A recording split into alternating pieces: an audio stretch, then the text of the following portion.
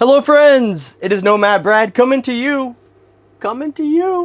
from my box truck. How are you today on this beautiful Saturday up here in northern Arizona? It is, what time is it? I don't even know what time it is. I don't know, it's like 11 a.m. 100 degrees outside. 102 to be exact. 102 degrees outside right now in Cholo, Arizona. And I'm doing a little work today. I thought I'd do a live stream and bring you guys in with me. We got our first members piling in, pitter patter. What's going on, brother? Happy to see you here. We got Neftali. Happy to see you. So here's what's going on. Tomorrow being Sunday, temp outside Charlie Pepin is 102 degrees. You guys can't hear me? Don't play with me like that. 102 degrees outside, and it's only, I don't know what time it is, 11 a.m. So, you know, the heat, it's just cranking, bro. It can't be stopped. Although what's interesting is if you look at the forecast, we're supposed to have like a week of rain.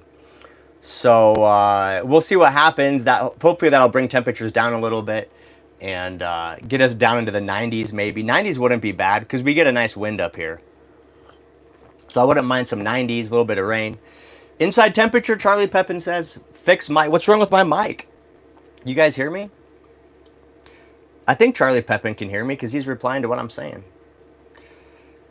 I got my Hollyland Lark A1 microphone on.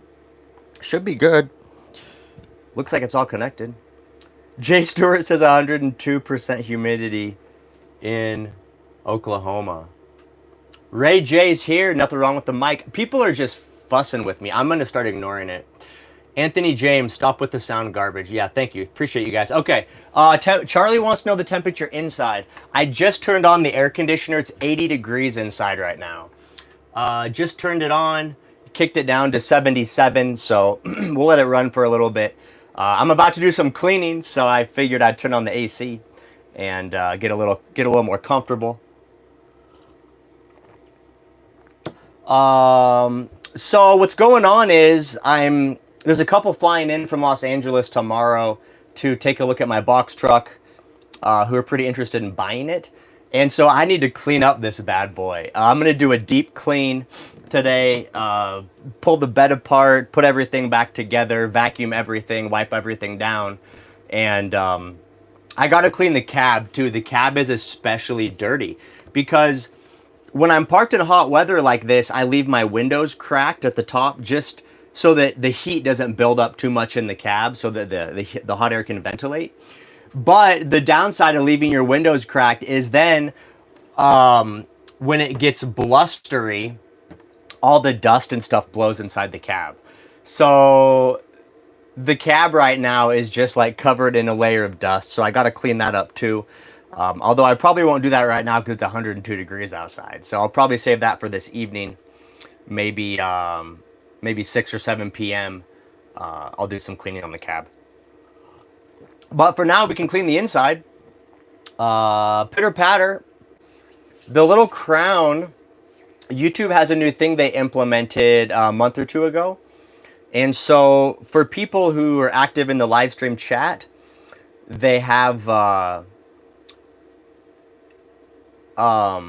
they'll have a little crown just to kind of tell you who the most active people are. So it's just a way of tracking who the folks are that are keeping the conversation rolling, staying active in the stream. So anyway, we're gonna do some cleaning. And if you guys have any questions, you can feel free to drop them in the chat. This is one of those live streams where I'm mostly just working. And so if you guys enjoy those type of live streams, you want to see old Nomad Brad struggle through cleaning up his box truck, then you're welcome to hang out. And I'll take breaks once in a while and respond to the chat if you guys have any questions or anything that comes up. But overall, mostly it's going to be a cleaning live stream. So if you want to hang back and put on some music or something, you're welcome to.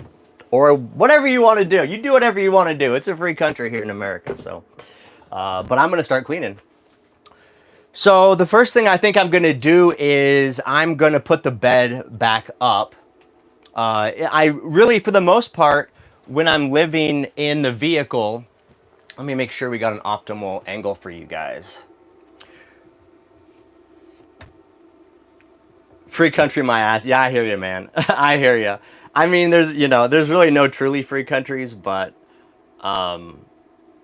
we still got a lot of freedoms in America. It ain't perfect, but we still got a lot.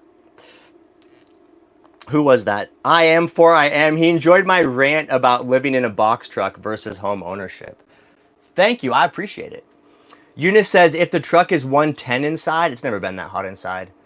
I don't let the truck get hotter than about 90 to 85 inside because I have like vitamins and food and stuff I don't want to spoil.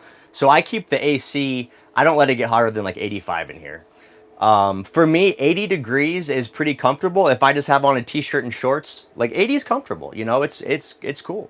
I don't need it to be 70 degrees in here and walking around in a sweatshirt. Some people are like that. You know, in the summer in their houses, they run the air conditioner at like 70 degrees and they're walking around inside in like sweatpants and a hoodie. I don't understand that, but that's not how I roll. But anyway, when the van is warm, the AC is super efficient, guys. This AC is huge compared to the space it's in, so it cools down within 5 minutes. It's super fast. Like there's no waiting 30 minutes for it to cool down. 5 minutes, you're cool. Okay, so first thing I'm gonna do is put the bed into bench mode. So when I am for the most part, I leave the bed in bed mode just because I like to lay in bed. I don't know. Either I'm working at my computer desk or sitting there, or I'm laying in bed reading a book on the computer, watching TV. So for me, I don't really value the bench seating position. It's more probably for, if you have like company or you have guests over. So I really don't put it into bench mode when I'm just living in it by myself. So it's been in bed mode basically for the last few months. But I need to go ahead and put it into bench mode so I can clean it. And I'll have it in bench mode for the couple that wants to look at the van because, they want to see how it operates, all the features. And so I want to make sure when I put it in bench mode, it's nice and clean for them. And, basically this is a house, right? So when you're buying a house, you expect it to be, clean. You don't want to be looking at a bunch of someone else's crap. In fact, when you're selling a house, they even recommend going as far as to take down like picture frames and stuff. Anything in the house that, is personal. So the new buyers can envision themselves in the house and it doesn't feel like they're in someone else's house. Anyway, so that's what I'm going to do. I'm going to clean it up.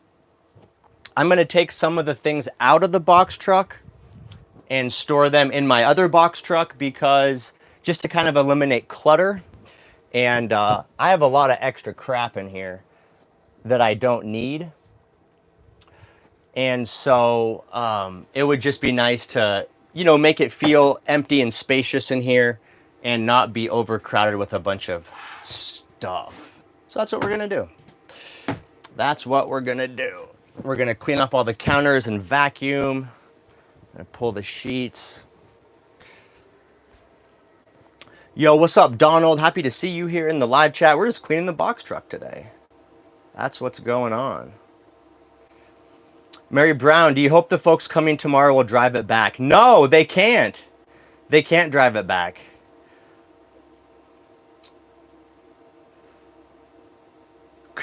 Backroads Nomad appreciates my orange cleaning bottle. Isn't that funny?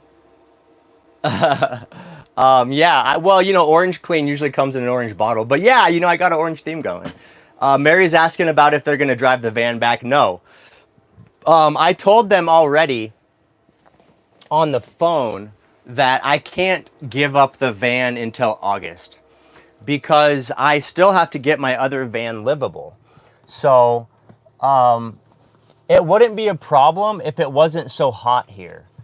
But because it's 102 degrees outside, I can't live in the other box truck without air conditioning. So that's the requirement.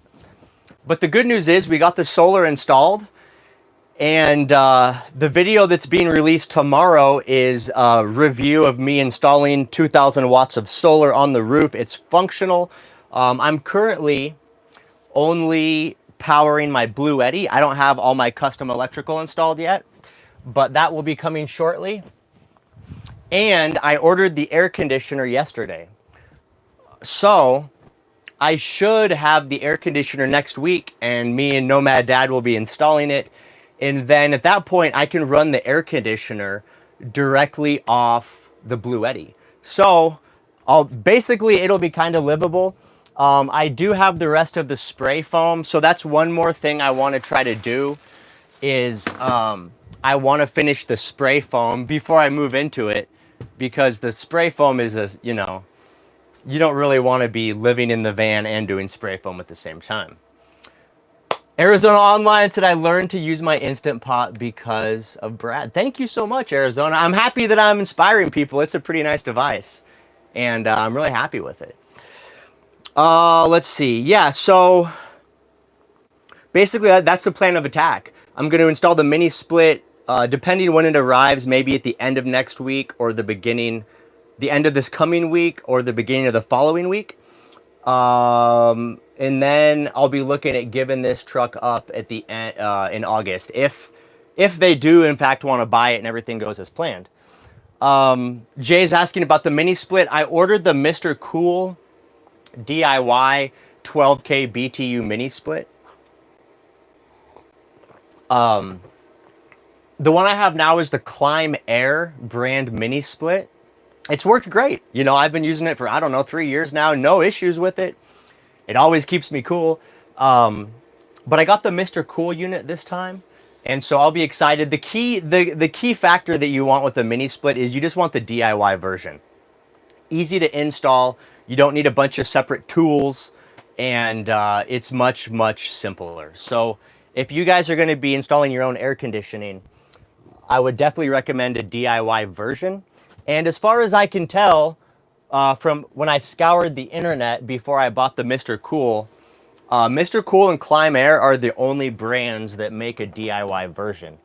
Now the Climb Air is a little cheaper. The Climb Air is like $1,200 versus the Mr. Cool was, I think, $16. So the Mr. Cool is a little more expensive, but it is like the name brand unit. So I just wanted to try it out this time because I did the Climb Air last time. So I want to try out the Mr. Cool version and just see how it compares. But I'm sure it's going to be good. I'm sure it will be very nice. Man, I haven't had my bench put together in so long. This is like a totally new experience for me. Let's see. Is it dusty beneath it? Yeah, I should vacuum a little bit beneath it. Let's see. Why doesn't that go all the way back? I think it should go all the way back. There we go.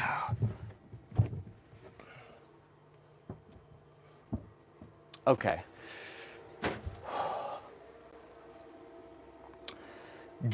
Jose's here. What's up, Nomad Brad? Much love from Kenya. Appreciate you, brother. Happy to have viewers from Kenya. E-bike van life. I need to do the same to my rig.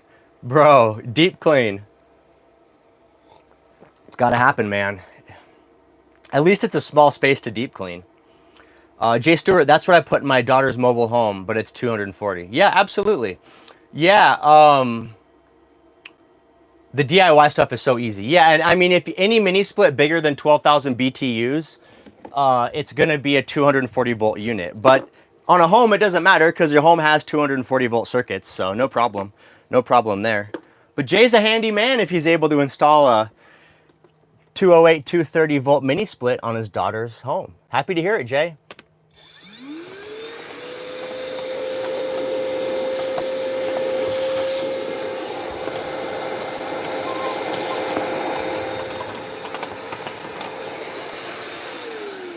All right, that wasn't too bad. Just a little bit of crumbs.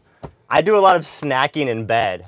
There's a lot of like cracker crumbs and chip crumbs that end up making their way down ultimately into my mattress. All right.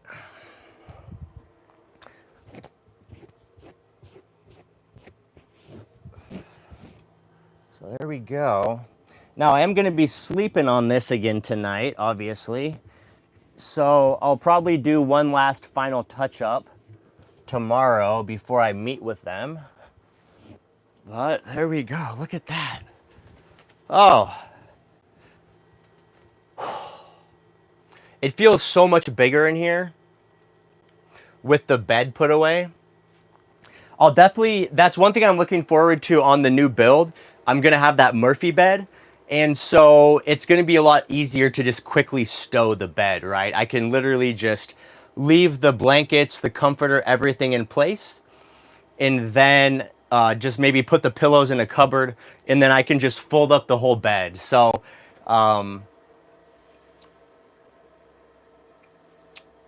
real estate arbitrage. I have multiple properties in Hawaii and Scottsdale and am considering a box truck life. Go for it, brother. If you have, if you got a bunch of real estate like in Hawaii and Scottsdale, you probably got money. And so box truck life will be easy because you don't have to really worry about income. I'm sure you have income and you got stuff to do. You got to be on the phone and the laptop and coordinating, you know, repairs and maintenance and stuff. But either way, it'd be a good fit for you. And it's a good adventure too, man. You'll have a good time. A dude that deep cleans, that's impressive. Thank you. I appreciate it. Donald Frazier says 72 degrees in the PNW. I would love to be in the Pacific Northwest right now. Jay Stewart says he's a YouTube University graduate. Delta Whiskey's asking if I'm nervous. No, not at all. Keep in mind, this is the 4th vehicle that I've converted, lived in, and sold. So I mean, I'm used to it, man. Really not nervous about it. I mean, I guess the only thing I'm nervous about is just like, I hope they want to buy it, because once I can sell this, then I don't have, you know, then I can like move around and stuff. I don't have to worry about having 2 vehicles. Having 2 vehicles is kind of tough because I have to juggle, you know, I can't really go anywhere. So, and you know, when the summer comes to an end up here and I head south, it's going to be really difficult to get this vehicle to Yuma because there's no shuttles, or Yuma's like, I don't know, 6-hour drive from here, and there's no shuttles or anything that go in between. So I don't know how I'm gonna get 2 vehicles back and forth to Yuma. It's gonna be a struggle. So I'm hoping I don't have to fuss with that.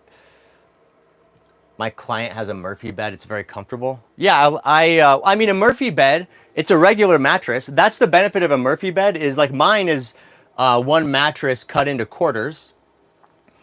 But a Murphy bed, you can use the full-size mattress. You don't have to cut it down. So in theory, it's going to be even more comfortable than the mattress I have now, although this one is very nice.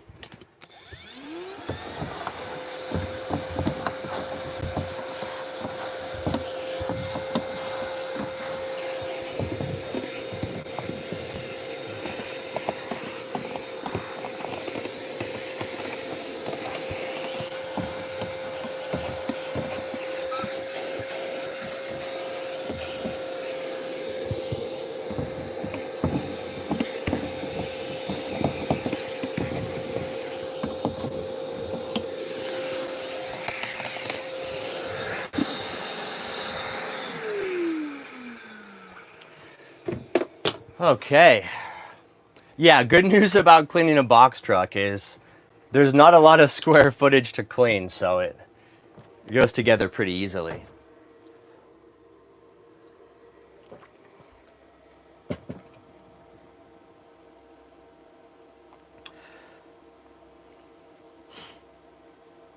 Eunice says I'd buy it if I had cash. Great deal. Thank you, Eunice. I think it's priced pretty competitively.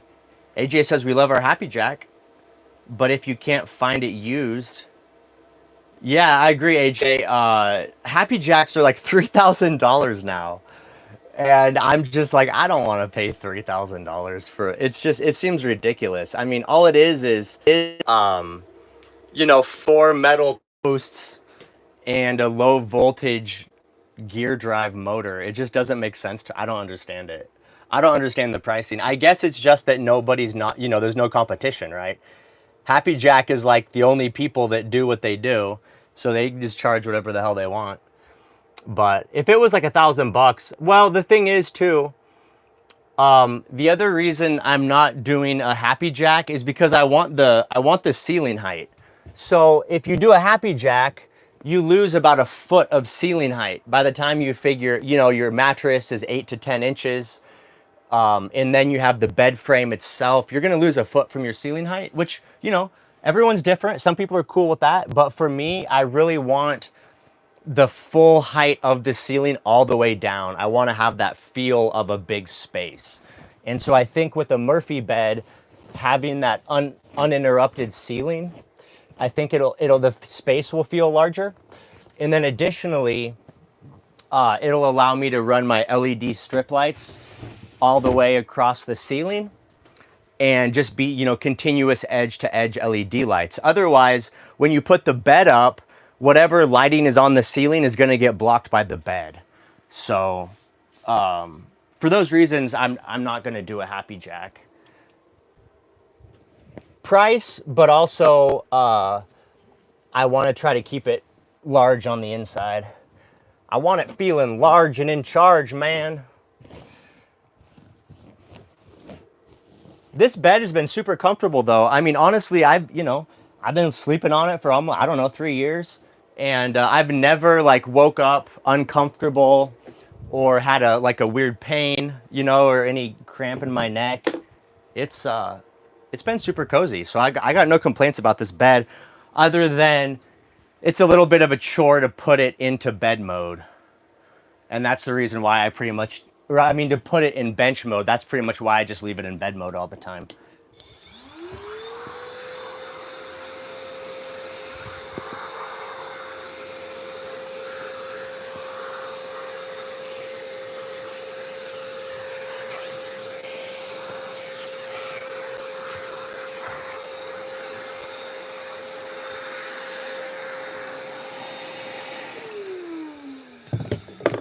The one thing I will say about a box truck is it gets very dusty compared to any type of regular house.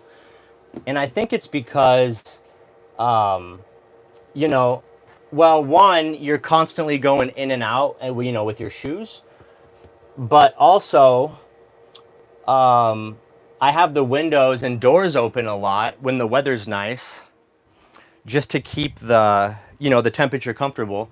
And so I think a lot of dust makes its way in through the screens, but there's a lot more dust in a box truck or any type of vehicle that you're living in versus a traditional house. Look how big this is now. Look at all this space I have. I'll tell you, the van feels so much larger with the bed slid apart. It's crazy to me how big it feels. Look at that. It just keeps going. That's pretty cool. What do you guys think, huh? Little bench over there right below the window. Little bench over here right below the 43-inch LG Smart TV. It's pretty nice. Nomad Brad, where are you going to sleep tonight? I'm going to sleep in here. Desert Runner Rick's here. Good morning, Rick. Happy to see you. Eunice, can you rig the bed for a manual backup? I don't even know what that means. What does that mean? Oh, the Happy Jack? I think the Happy Jack, I think you can release it without the motor, but you can't get it back up. There's no hand crank or anything, if that's what you're asking about. Pizza Man is here. Glad I could catch you on live. Are you going to be cooking up lunch? I don't think so. I might do what time? I might do a late breakfast. See how it goes. Charlie Pepin says there's got to be a way to use a Harbor Freight winch. Yeah, I've seen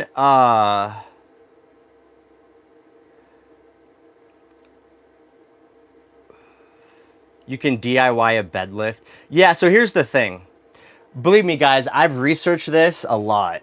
You can DIY your own bed lift with like $100 Harbor Freight winch, but the problem is, the reason the Happy Jack is so nice is because it has 4 metal posts that go against the wall, and then inside the post there's a chain with like 2 gears on it, and then there's a small motor up at the top. So all the DIY bed lifts with like a winch, you have to use cables, right? So you have to lift the bed with cables. You have to have 1 cable on each side, so 4 cables, and then the lifting point is up here. So you have to either mount your winch in the ceiling, or you can mount the winch somewhere else, but then you have to have a series of pulleys. And it looks like an absolute mess. There's cables going everywhere. There's like turnbuckles and pulleys.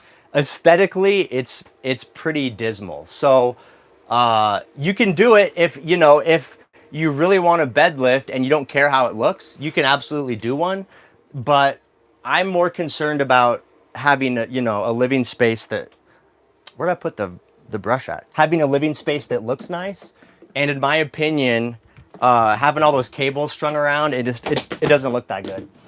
So that's why I didn't do it. It can be done. People have done it, but it's not for me.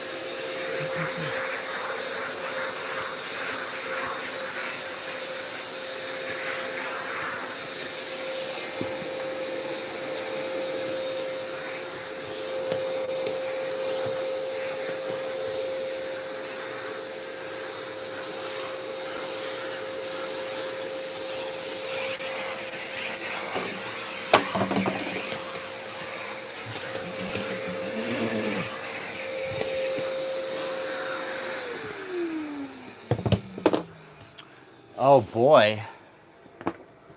There it is. Spick and span. Spick and span.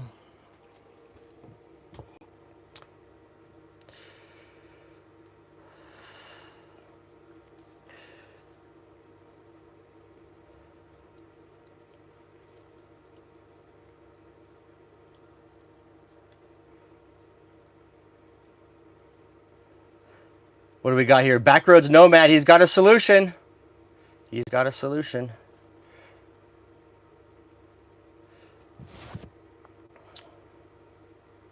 Brock and the Bassett just past Yuma.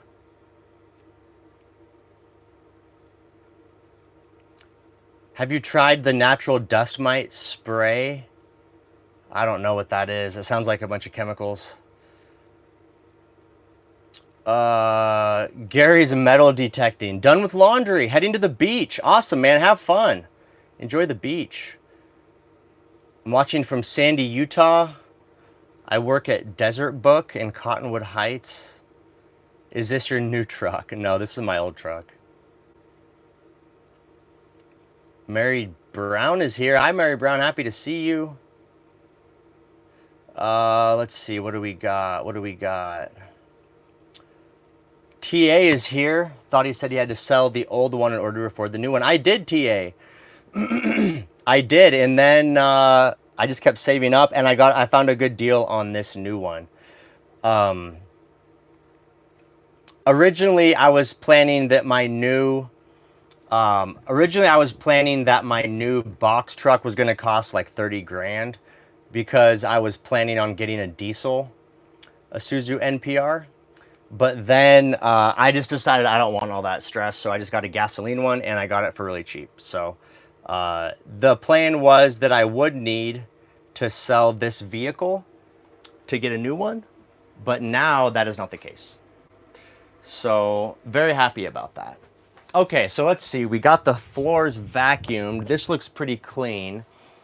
Let's move my bedding. What do we got? Let's just move my bedding right here for now.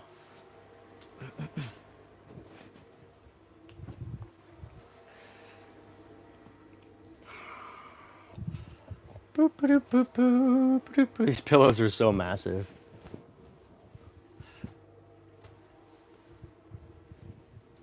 I like the color though. It's a good little color splash. Color splash. Here we go. Let's move this guy over. Here we go. Okay, so we got the floor vacuumed. I guess that means now we gotta clean it. Is there any way to get personal insurance on a box truck? Only if you convert it to an RV title. If it's a commercial box truck, you can't get personal insurance. Backroads Nomad says, I like how Techno Barbarian did his Murphy bed. Happy to hear it. Techno Barbarian's a good dude. Never met him in person, but I've watched his videos. Seems like a nice guy. We talked back and forth a little bit on the internet, and seems like a good dude. Seems like a good dude. Techno Barbarian. Okay, so I'm going to use my orange clean. It's running pretty low. So I think I might add a little water to it.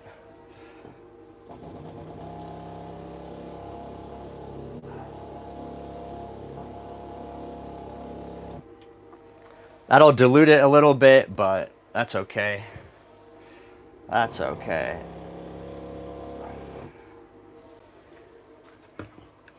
All right, here we go. Here we go. Bam. All right. So floors are clean or vacuumed, put away, but now I'm going to clean it. I'm just going to use this orange cleaner. And the nice thing about these floors, they're super like glossy, and so they clean up really easy. They clean up really easy. There's not much to it.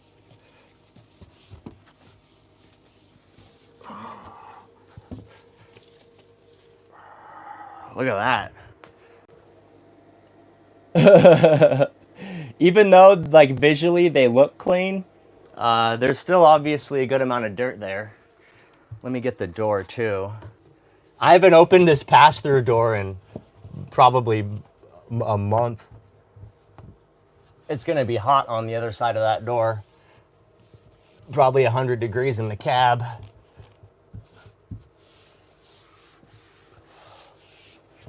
Should we check it out?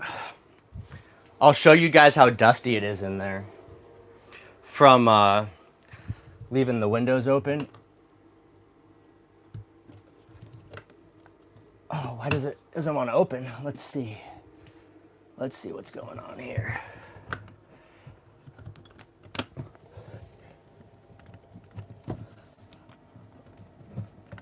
What the heck? The door's stuck. What's going on? Oh, this trim piece. There we go. Okay. Oof. This trim piece that I just recently, well, not recently, but I caulked in Yuma during the winter. A piece of the glue had dried onto the bottom of the door. I gotta see. This is why we check everything before we have buyers come look at the rig. What is this? Oh, it's some power grab.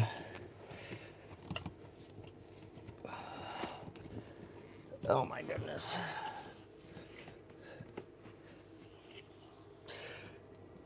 Well, okay. All right, anyway, we'll deal with that later. Okay, so here's the cab. It's hot in here.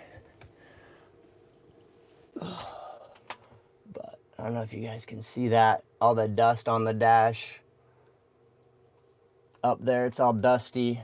Steering wheel's all dusty because I leave the windows cracked a little bit all the time. This one's actually not open that much, just to let the heat out so it doesn't get too hot in here. And anyway, so it gets pretty dusty. So that's something I got to do too. I got to clean all this stuff out. I'll probably do that later tonight though. Anyway, okay.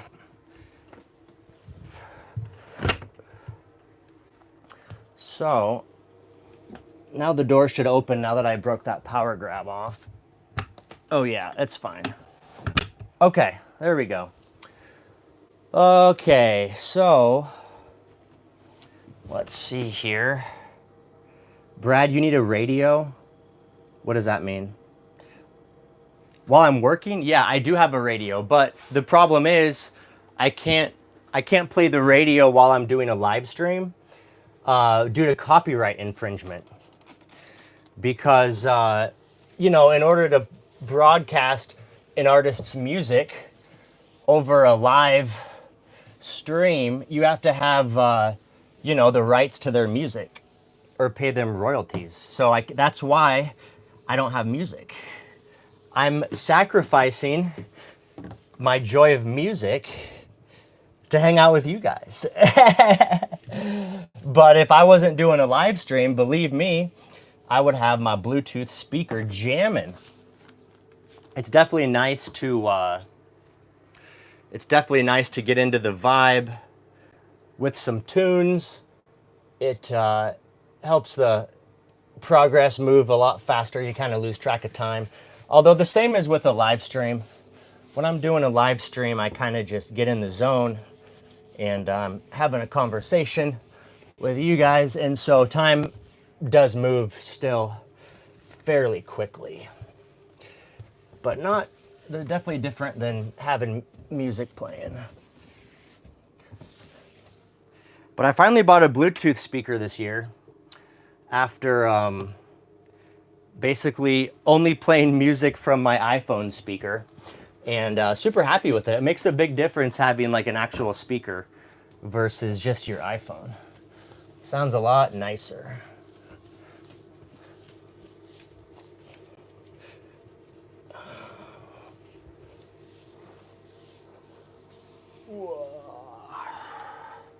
Look at that.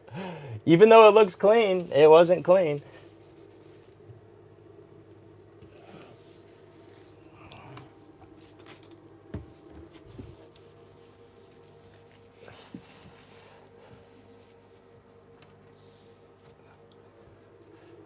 Okay.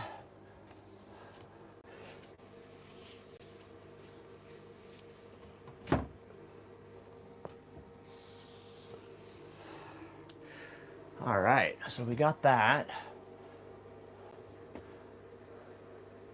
Let's just keep going, shall we? Get the whole floor. It gets extra dirty in the kitchen area. You know, ultimately I end up spilling a little bit of coffee or a little bit of food or sauce or something. So the kitchen area definitely ends up getting the dirtiest. And it's funny because I just vacuumed. You guys saw it here. I just vacuumed, but already there's like a bunch of new crumbs on the floor. So we're gonna hit the vacuum again.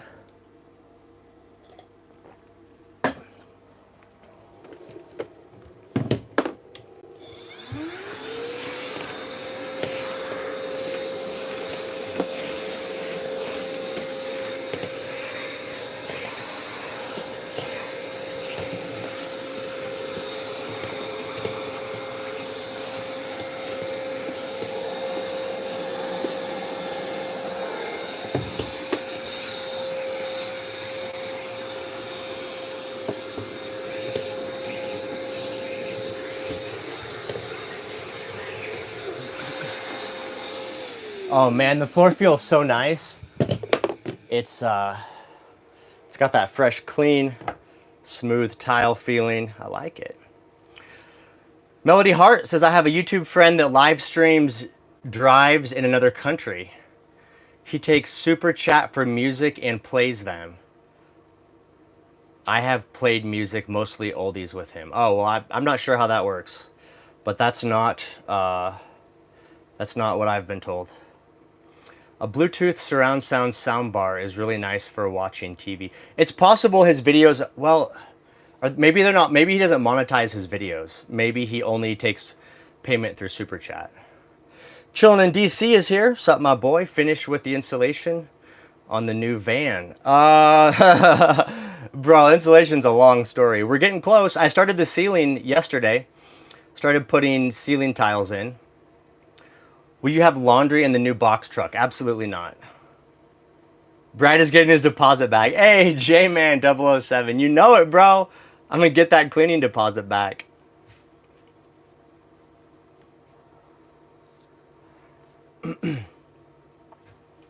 Gotta go. Bye. See you, Sally. Thanks for being here. I appreciate it. Appreciate you hanging out while you can. I know life's busy. Not everyone can just hang out, watch another man cleaning. YouTube allows him 90 minutes before he has to start a new stream. Okay, I'll have to research that. Mary R, what is the vacuum? Oh yeah, sure. So this vacuum, I got it on Amazon. It's a cordless vacuum, but like a shop vac. But the only reason I bought this one is because it uses my Makita batteries. So I have the Makita cordless tool set, like my drill and my Sawzall and my jigsaw. And so I already had these battery packs and I use them all the time. So it made sense for me to just get a vacuum that could use the same batteries. So that's why I bought this one. But if you guys don't have Makita tool set already, then you wouldn't want to buy this vacuum. Not that it's not good, but it wouldn't make sense. You would probably just want to buy a vacuum that has its own battery, because this vacuum, it doesn't have like a battery charger built in. So the only way you charge the battery is in the standalone Makita battery charger. But if you have a Makita drill set, it's a good vacuum. And it's one of the Chinese knockoffs, so it's not made by Makita, but it's made to use their battery packs. What's going on in the chat? I see some messages popping up. You would see your life change so much. James, you need a friend like a good dog.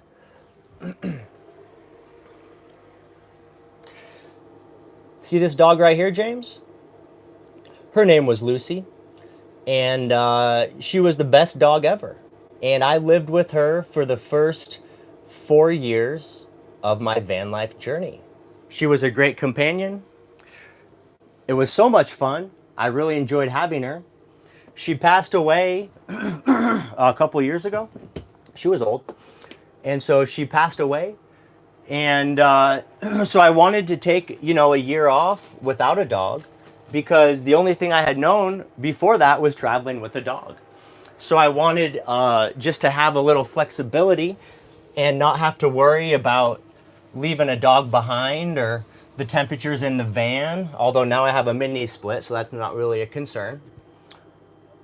But yeah, so I'm going to get a dog again. I'm thinking probably this spring, once my new build is complete, because I'm going to get a puppy, and I don't want to be potty training a puppy in an unfinished van. And puppies are mischievous, so I don't want there to be a bunch of unsafe things and tools and, adhesive and stuff laying around for the dog to get into. So, yeah, that's the plan. I am going to get a dog again. And I agree with you. They're a great friend, and it changes your life completely. So I'll be looking forward to that. That's part of the next chapter. New van, new dog, new adventures. I'm really excited for the new van. Because of the design of it, I'm envisioning the awesome videos I'm going to be able to make. I'm going to be able to make some really cool outdoor adventure videos because of how the van has the fold down rear deck. So it's going to be a game changer for me.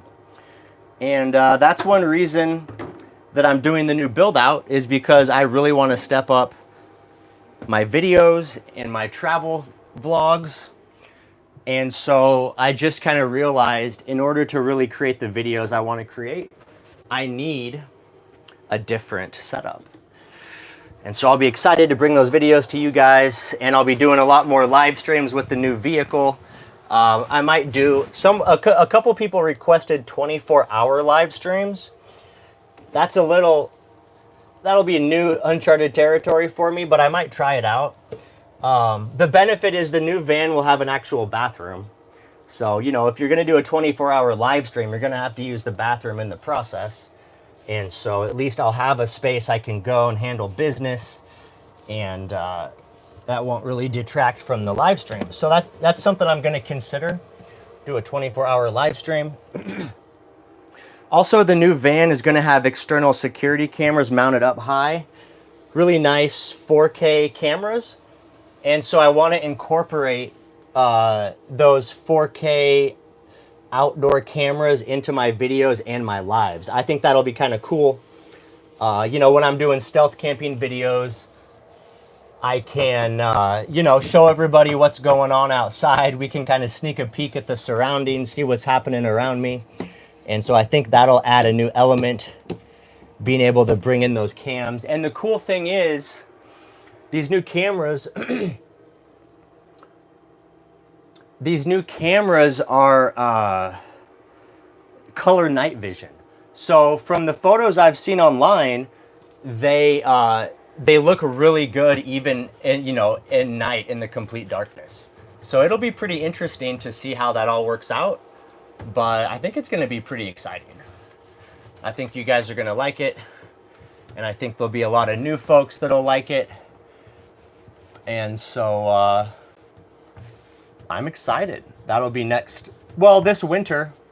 I'm sure by this winter, I'll have it pretty much wrapped up. A box truck build is like never really truly finished. You're always improving and modifying. But I think for the most part, by winter, I'll have it pretty well wrapped up. Because after I'm done here in Yuma, I'll be able to go back to here in Sholo, I'll be able to go back to my dad's in Yuma and just continue to work, put in a bunch of time. And the new build is getting to the point now where it's really going to start taking shape. Over the next few weeks, I'll be installing the walls and you know, the electrical and the ceiling, and so it's really going to start looking like a house, even though it'll still be a long ways off from being complete. It's going to start actually looking like a living space rather than just an empty box truck. So when you're doing a new build, the beginning of the build, you know, it's like there's a lot of time where the progress isn't really visual. You know, you're doing insulation and framing and stuff, but once you get to this tipping point, then it really starts to take shape. So that's what I'm excited for.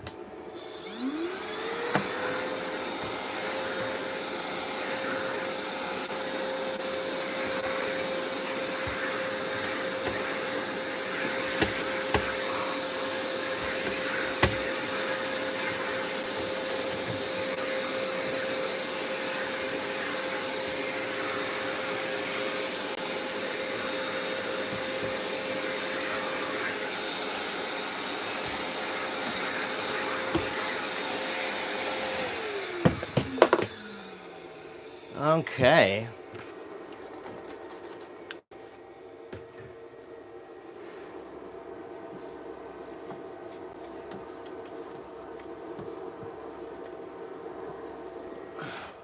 Just doing a little cleaning in my electrical cabinet here. Sure is beautiful, although I'm sure the new buyers, they're not, you know, they're not going to really care about all this, so they'll probably just pile it up with stuff, but that's cool. You know, that's their, look at that, look how dusty it was in here. That's their choice, and I don't blame them. I'm just kind of an electrical nerd, but for regular folks, this isn't so exciting.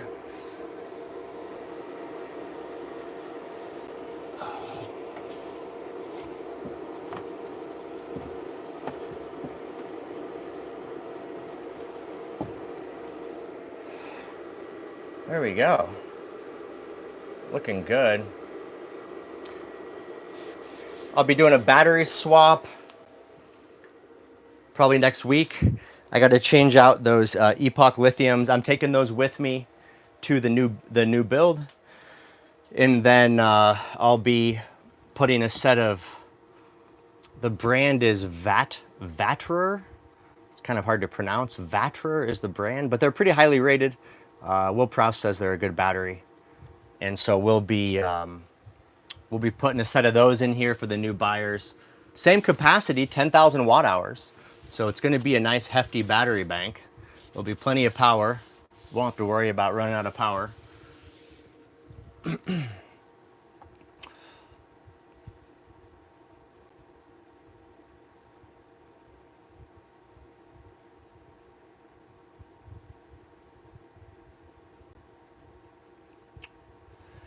Eunice says those dogs love balls and so much fun to watch them play. I agree. Yeah, that's Lucy was a Boston Terrier. Those are really fun dogs.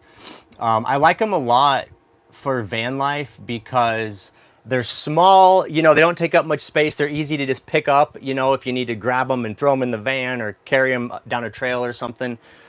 So they're really like easy to maneuver that way. But then additionally, they're super athletic and muscular, so you can take them on hikes.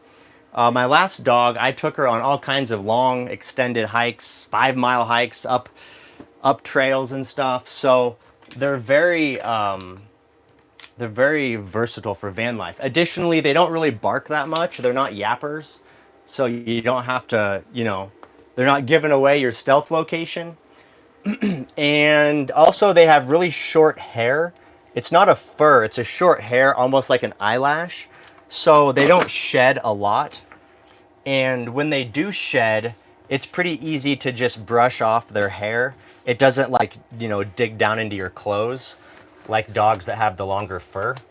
So overall, I think they're a pretty good breed. I've had 2 of them. And so my next one will be number 3.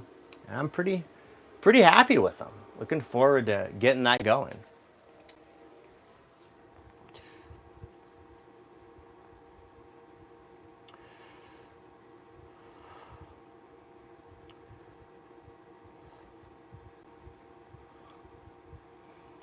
Polymath channel is here. Hello, Polymath. Happy to see you.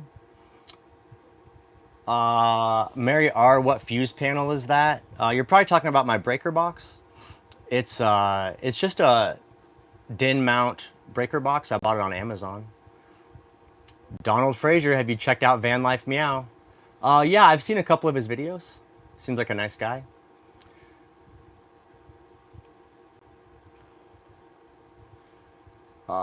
Russell, the Cali people buy the box truck. They're coming out tomorrow. So I'm not sure. We'll find out. They did put a deposit on it though, so it's non-refundable. So whether they buy it or not, I'm okay with that. But I'd prefer they buy it. J-Man, are you giving current van to new owners as soon as you can live? Yes, that's the plan.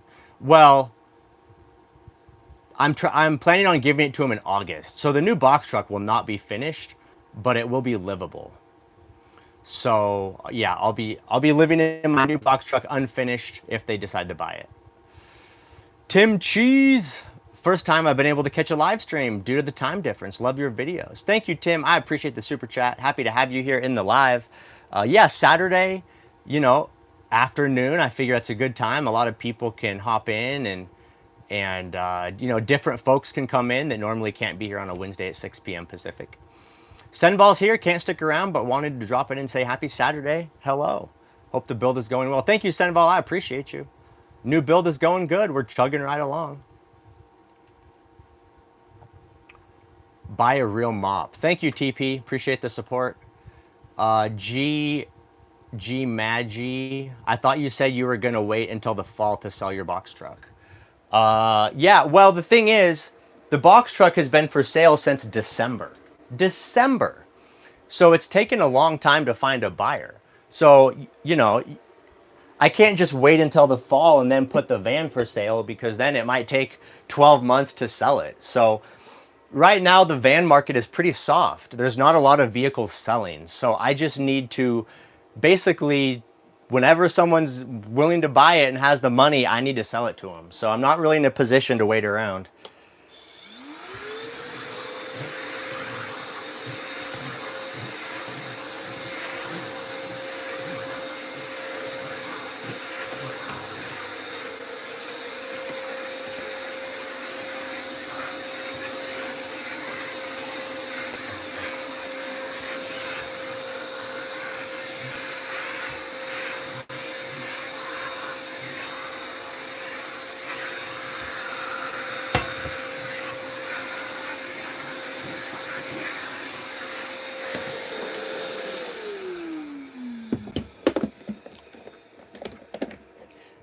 The other thing to consider is that every vehicle, this vehicle I'm in now is my fourth vehicle. Every vehicle I have bought and basically lived in it from the start as I built it out. So this isn't like a new thing for me. Every time, I remember when I sold my first vehicle, my E250 high top cargo van. When I sold that van, I was on BLM land in Pahrump, Nevada. 100% nomad. I had no backup place to go. I think my dad had his house in Yuma, but I wasn't really going there too much yet. I think he just bought it. Anyway, I had no backup plan, and I sold I had a buyer ready to go for my Econoline, and I needed the money from the Econoline to buy a new vehicle. So I literally sold the van to him on BLM land in Pahrump, Nevada. And then he had to drive me to Las Vegas where I could buy my shuttle bus. And I literally had to live in my shuttle bus completely empty, unbuilt out from day one. So now the shuttle bus was a little different because I didn't do insulation or, it was a lot simpler of a build. So it wasn't as big of a deal, but still, I had no sink, no real water, no refrigerator for a while. So, I've been roughing it for many, many years. I don't mind it. I don't mind it. It keeps you on your toes, It's especially this vehicle. It's so comfortable, with the air conditioning. and just it's so beautiful inside, and it has all the creature comforts. It's easy to get comfortable and complacent. So throwing yourself into an uncomfortable situation once in a while, it's good for you. Builds character, helps you appreciate the things you had and the things you're going to have again in the future. So you guys are going to be here with me as I start to appreciate how nice this box truck was as I'm living in an unfinished box truck. So we'll share that experience together. But it's not the worst thing that could happen, I'll tell you that. Not the worst thing.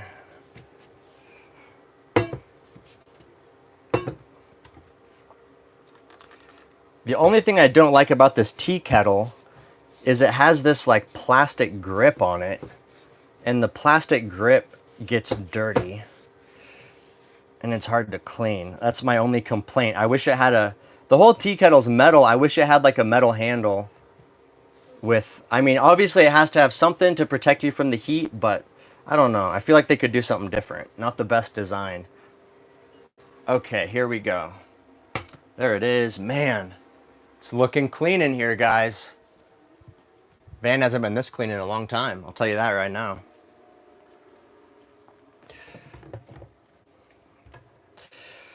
See who we got in the chat.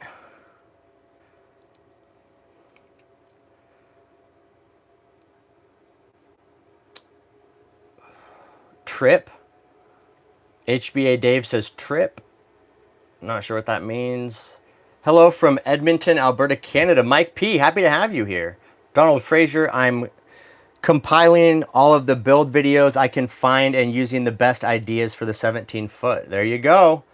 That's the best way to do it, man. Just take little bits and pieces from everywhere. Derek says Rough Journeys has a nice box truck. It's huge. It's a very large box truck, that's for sure. Do you have one Adiago? Do you have one showing your overhead cabinet build? I don't, no. No, I didn't record that. The time I built it, I was just in a hurry and doing other stuff. I didn't record it. But I will, the new video, I'm going to do the cabinets the same way on my new box truck build. I'm very happy with them. And so I'll document them better on this build. For sure. This build is going to have a lot better videos in general. Real estate arbitrage. What is that large gray box behind you on the counter? I'm not sure what large gray box you're talking about, sir. You mean this? This is my Bluetooth speaker, if that's what you're talking about. That's the only thing I see that looks like a large gray box.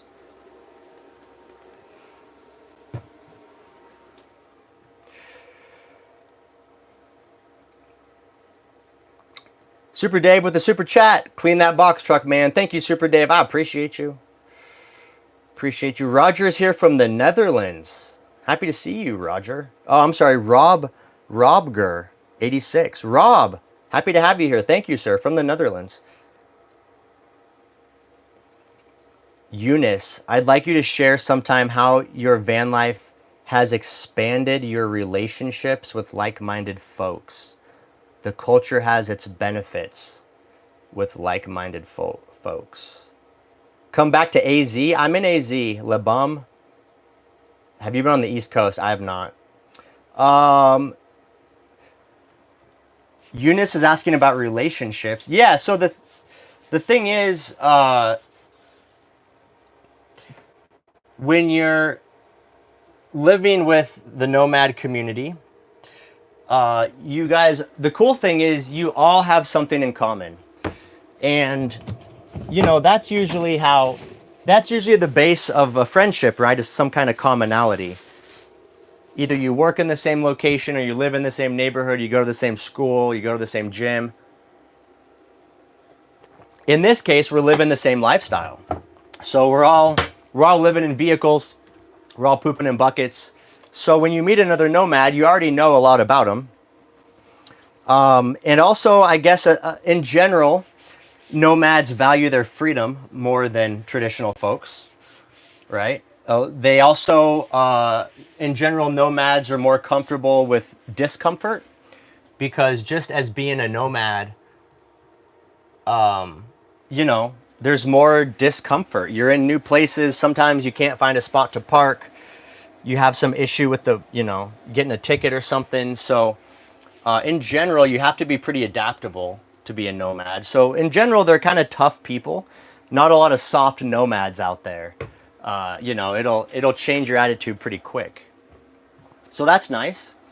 But within the nomad community, there's still a lot of different personalities and beliefs. So there's every type of political belief and religious belief that you could expect to see in the regular world. I have one nomad friend that's super nice, and he gives me haircuts. He's like a ex hairstylist from Los Angeles. Nice guy, very just good person. But he's a diehard vegan, and he's always sending me these like animal torture videos, and it's just like it's too much, man. It's like no matter what, wherever you go, you're still gonna have certain people that you just don't agree with, or you don't share, the same beliefs and opinions. But overall, it's a good group. And you guys can all unite under the same principles of appreciating your freedom, appreciating nature, appreciating less rules and regulation, less taxes, less government control. So it's, it's a good group. Also, there's every age range in nomads. You got young nomads, especially nowadays, over the last few years, nomad life has become especially popular for younger kids, college kids, high school kids, that type of stuff. So now, you got a lot of 19-year-olds that are buying vans and heading out just because housing is so expensive. So there's every age range. When I started van life, within my first year of van life, my current van is listed for $44,000. When I started van life, within my first year, I took a job working for Bob Wells from Cheap RV Living. And so I basically traveled with him for about a year as his videographer and video editor. And so I worked with him and Homes on Wheels Alliance. And so my first exposure to nomad life was actually, I was like the youngest person around. Everybody there was pretty much retired, on Social Security. It was a much older crew. And so I didn't even really meet any nomads my age until probably late into my second year of being a nomad. So I was kind of the odd duck out for the first year and a half. So that was a good experience to just, get the perspective of older folks and, see what that's like.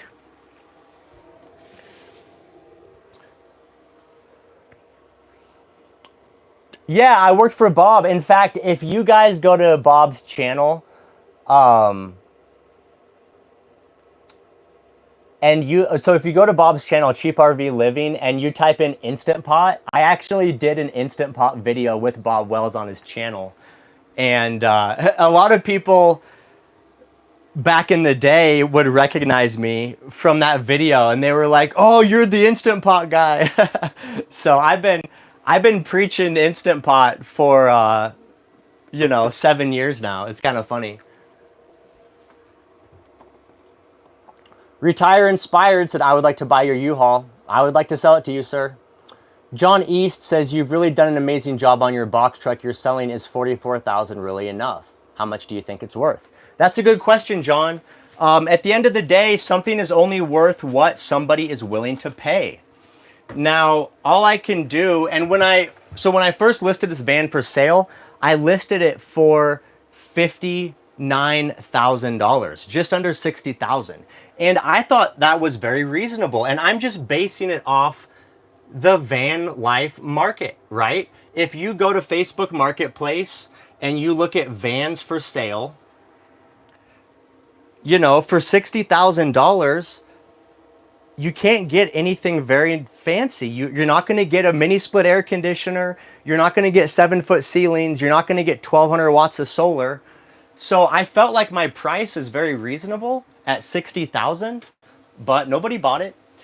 And I think part of it is it's bad timing. There's just not a lot of people that have $60,000 cash in the bank, right? So I think, you know, if I could sell this like a regular car where someone could buy it and make payments on it, I could have sold it for 60,000 probably the first month, right?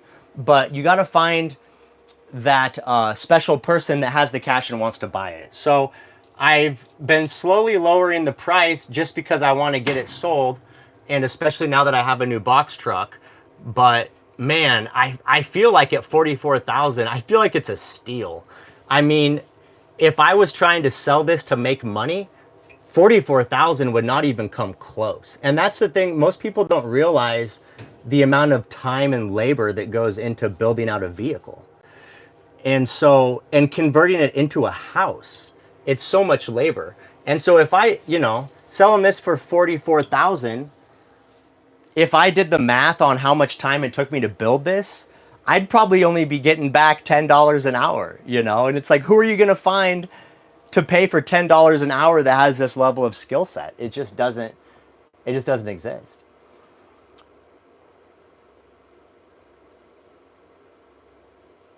HBA Dave says, do the windows. I agree with you, man.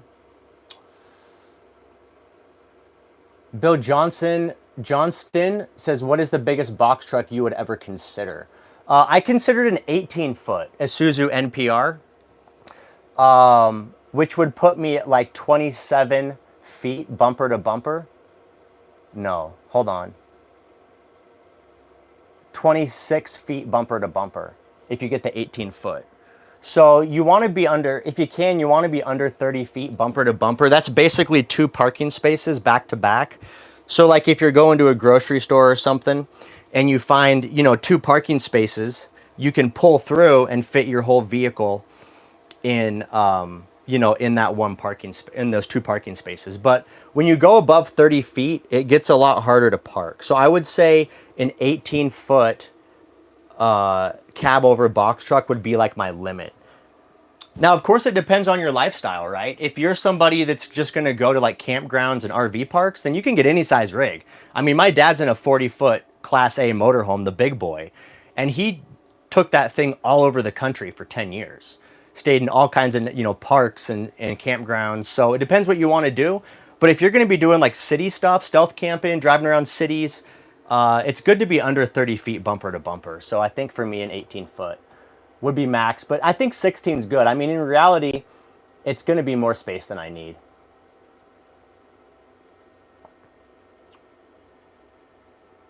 Granny Wowzer says, this is true. I look every day and have seen prices over 100,000. Yeah, any type of custom van like Transit, ProMaster, Sprinter, any of those custom builds, they're all 80,000 plus. And I've noticed the prices have come down a little bit. And so vans that, you know, used to be 120,000, now they're $100,000 vans are now 80. But 80,000, that's twice the purchase price of this van. And this van has twice the space. So I think it's a good deal. Retire Inspired said, what happened to the people from California who were flying out to buy it? They're coming out tomorrow, sir. So, you know, again, I don't know for sure if you know, they haven't seen it yet, right? So who knows? Who knows if they're even going to come tomorrow? They said they will. Who knows? You know, nothing is sold until the money has changed hands. But that couple is still supposed to come tomorrow. G. McGee, you ever thought about putting it on a building site? Yeah, this is not the type of thing you want to put on an auction site. I've had friends that have tried that before, and the thing is, it takes a specific buyer. So it's not about the purchase price as much as it is about the right person that wants the vehicle being ready to purchase it. So for example, this couple from California, they thought 44,000 was a steal. They probably would have bought it for my original price of 59,000, right? But, you know, I would have had to keep it at 59,000 for the last 9 months. So there's, you know, it's like if I drop the price low enough, I could sell it tomorrow. I've had multiple people offer me 30,000, but I just can't get there. I honestly would feel kind of sick selling this for 30,000. You can't buy any converted van for 30,000. So 44 is kind of the lowest I'm willing to take. I feel like it's kind of, I feel like 30 grand is kind of an insult, personally, just for all the work I put into it. For 30 grand, they can go buy a used Class C RV, but not a custom tiny home on wheels. Okay. Zalman, where did you get the amazing artwork in front of the stove? I'm debating to make a leap into a box truck.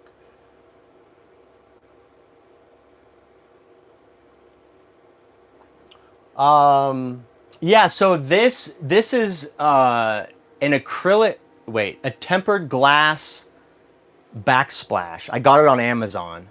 It's pretty nice. It's actual glass, but it's like safety glass in case it shatters. But and then they print a photograph on it. So I thought it was pretty cool. And the nice thing is because it's glass, you know, you can just spray it down and wipe it really clean like I just did. So when I'm cooking, I have the vent fan running and then any splatter splatters up on the glass piece, but then it's really easy to just wipe down. So I'll definitely do something similar in the next build out.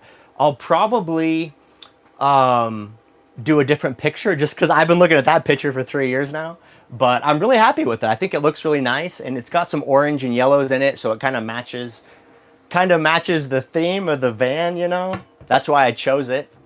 Right? Look at that. Look at that. I'm crazy.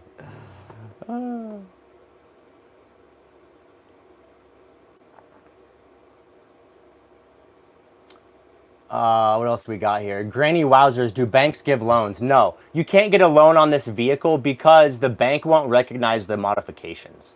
So they're just going to give you a loan against the VIN. And the reality is the blue book on this vehicle is probably only like 10 grand. So they can't get a loan on it. Eunice says, is the Isuzu superior engine to make it 300K or higher? No, I don't think so. So the nice thing about the Isuzu, it's just a Chevy engine, right? So it's not anything crazy. It's a Chevy 6-liter, but which, you know, it is a good engine in general. I'm sure it's comparable to the Econoline engine, which is a great engine. But the nice thing about it is, I mean, it only has 120,000 miles. So, I mean, in reality, I should be able to drive it 5 or 6 years without any serious problems. And if the engine does blow up, the nice thing about that cab over style is the whole cab tilts forward and then you can just swap the engine out pretty easily. So if I have to change out the engine or transmission, it should be more affordable than in a standard van. Donald Frazier said there's much more involved than most people realize. We only see clips of build or time lapse. Your price is a bargain. Thank you, Donald. I appreciate it. Zalman, can we get a tour of your dad's RV? Maybe. I'll have to ask him. He's not here. He's over at his RV park, but maybe. I'm going to go see him in a few days. I'll ask him. Russell says, I just went and checked out the Instant Pot video. Same hair. Same hair, Russell. Absolutely. Yeah. I've been rocking this for a long time. Tim Cheese, will you do a video with the buyers, assuming they sell? Assuming they buy? I don't know. I'll see how they are in person. And then we'll go from there. Retire Inspired said, if you come to Alabama, I'd give you 60,000. Thank you, Retire Inspired. If you're serious about buying the vehicle, send me an email, nomadbrad503@gmail.com. And if these guys back out or don't show up, then we can talk about making something happen. Granny Wowzers. Oh no, 30,000. That's way too under. Yeah, I agree. 30 is too low. Need to get them as a sponsor. Cool tempered glass. I agree. I think it's pretty cool. Van people are unfriendly. No one talks to anyone. Well, that's definitely one opinion. full service junk removal. What do you think the value of your new build is worth when it's all done? It's hard to say, man. Again, value is subjective. There's no blue book on any of this. So it's just whatever someone's willing to pay. What I will say is one thing that's working against me on this van build is that there's no bathroom. So if you're a seasoned nomad, you don't need a bathroom. I've lived in vehicles for 7 years. I've never had a shower in a vehicle. And the toilet in this box truck is really the first time I've ever really used a toilet in my vehicle. So if you're like a real nomad, you don't care about a bathroom. But a lot of people that are buying rigs are coming from the normal world. And so they're used to a bathroom and a shower. And so that's just something that they want to see in a new build, and I don't have one. So I think if I had a shower in here, like an actual bathroom with a shower, I think it probably would have sold by now. But, you know, that's just what it is, man. Just what it is. So the new build out is going to be a lot nicer. It'll have a full bathroom in it. So I think it'll be worth more. But again, it's just what someone's willing to pay for it. But I'd like to think by the time it's all done and built out, I mean, it's going to be way nicer than any of those Sprinters. But also, it's a bigger vehicle, right? So I think the thing a lot of people like about Sprinters in transit is just that they're like small and easy to drive. And so the Isuzu box truck is going to be a little more intimidating for folks. And so that's something to consider as well, right? A lot of people that are buying these rigs, they're not really doing it full time. You know, they're doing it for vacation or on occasion. I would say most people that are buying those $100,000+ Sprinters, they're just using them occasionally for vacations. They have regular homes, right? So they want something that's easy to drive. They can park it in their driveway. You know, they don't want to have to struggle around in a big box truck. So I don't really know what the value is going to be on the new one, but I guess we'll find out. Maybe after I complete the build, I should list it for sale, just to test the waters and see what the value is, right? Not actually plan on selling it, but just put it up and see what people say. That would be the real way to determine the value, is see what offers you get, right? And what's interesting to me is when I listed this van for $59,000, I don't think the pricing was really off, because nobody tried to lowball me for the first 3-4 months that the van was for sale. I had a lot of people interested. Nobody even said they wanted to pay less, but also nobody bought it, right? But if something is extremely overpriced, then what I would expect is I would be getting a lot of offers at a lower price. And for the first 3 months it was for sale, I didn't have that at all. So I really think even at 59, I think it's a good price. But here we are. Here we are.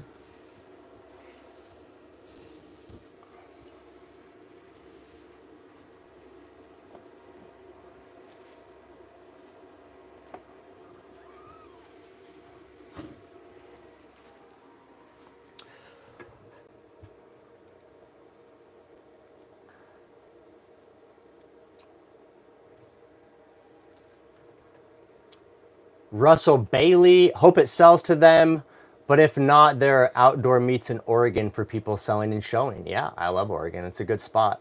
Composting toilet is way better. I hate cleaning out black tanks. Yeah, I agree. Retire inspired. I have a composting toilet. I love it. I use it multiple times a day. It's super nice.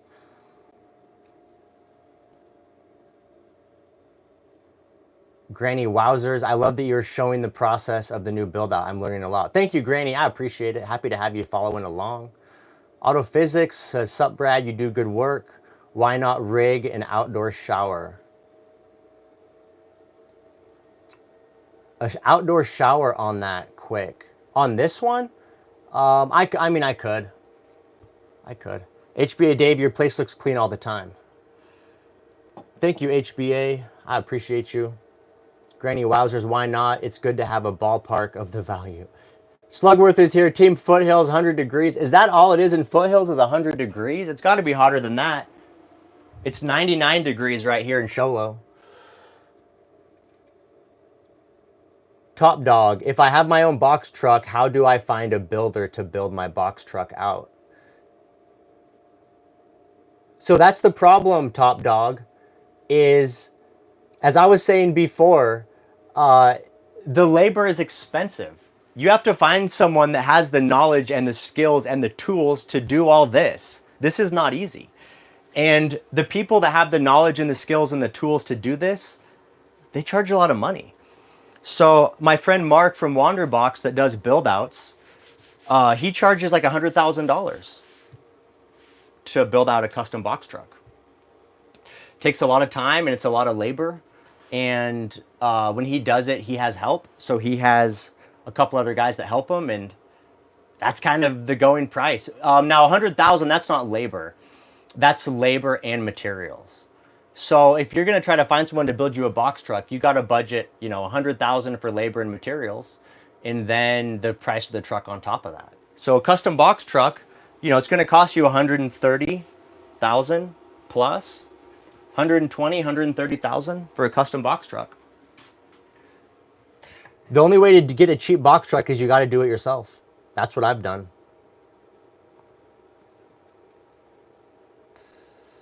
Michael's here. He says, I've just started viewing your vids and must say I've learned a lot from you. Appreciate you, brother. Thank you, Michael. I appreciate you. Happy to have you here. Autophysics, I have cars. Otherwise, I'd build a van.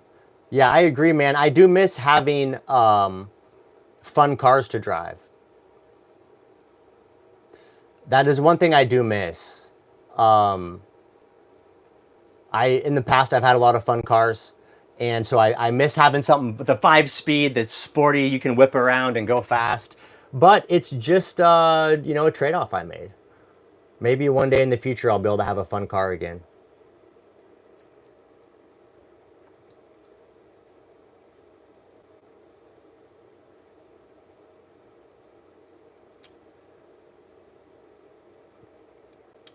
Eunice says many van builders go out of business. Yeah, it's expensive. It's so expensive to run a van building company.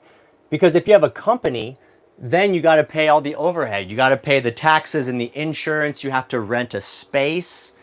You have to pay, employee taxes.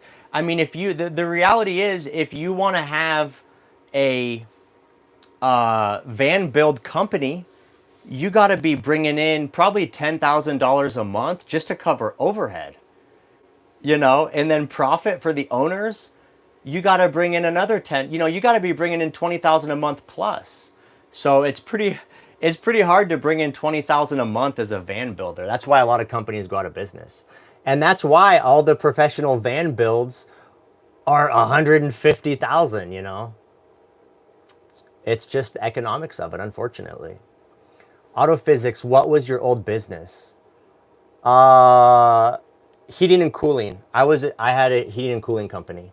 I was a heating and cooling tech for 10 years, residential.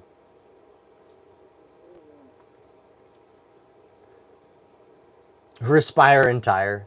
I'm serious as a heart attack about buying your U-Haul. Send me an email, nomadbrad503@gmail.com. A flying RV would be great. I agree. 60 degrees on the Humboldt coast. That sounds wonderful.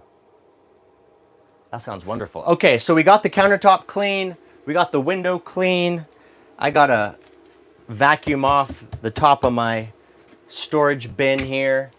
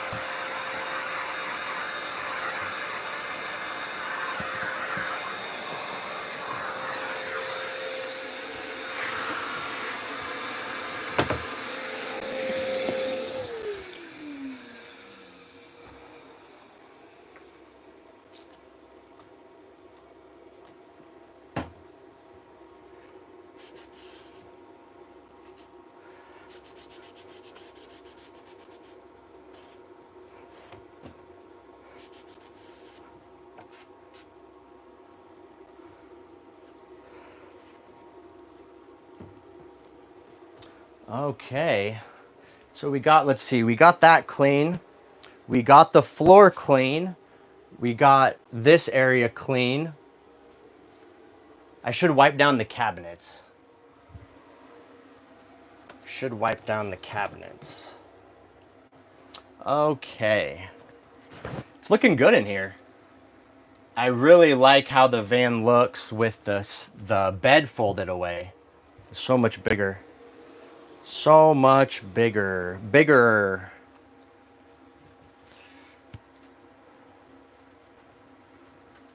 Let's see.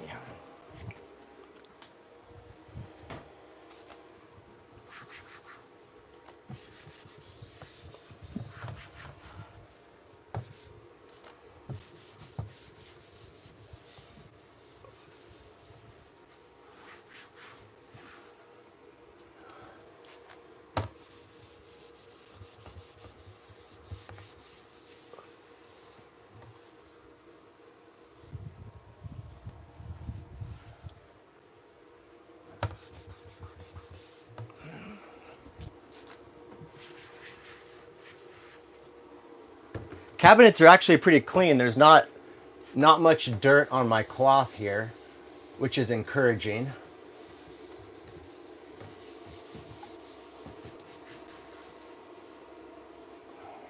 Little bit, but nothing compared to how much dirt was on the floor. Floor was absolutely mental.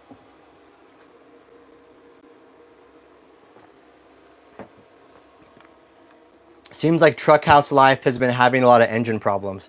Is that in his new vehicle? I know he bought a new truck. He got a new Ford. So I wonder if that's the new one or the old one.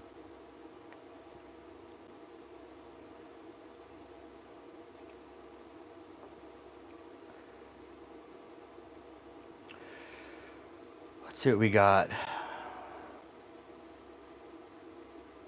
My older friend was also, he did mostly AC repairs.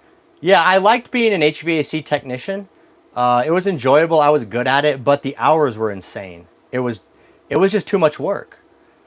And if you guys, watch my channel at all, you know that I value time more than money. There's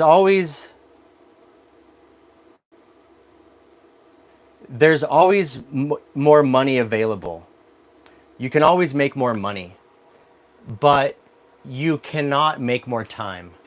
And so that's what I realized when I was in my early 30s, working 50 hours a week as an HVAC technician with hardly any time off, being on call, having to, answer the phone at 7 o'clock on a Saturday night and go out and fix somebody's equipment.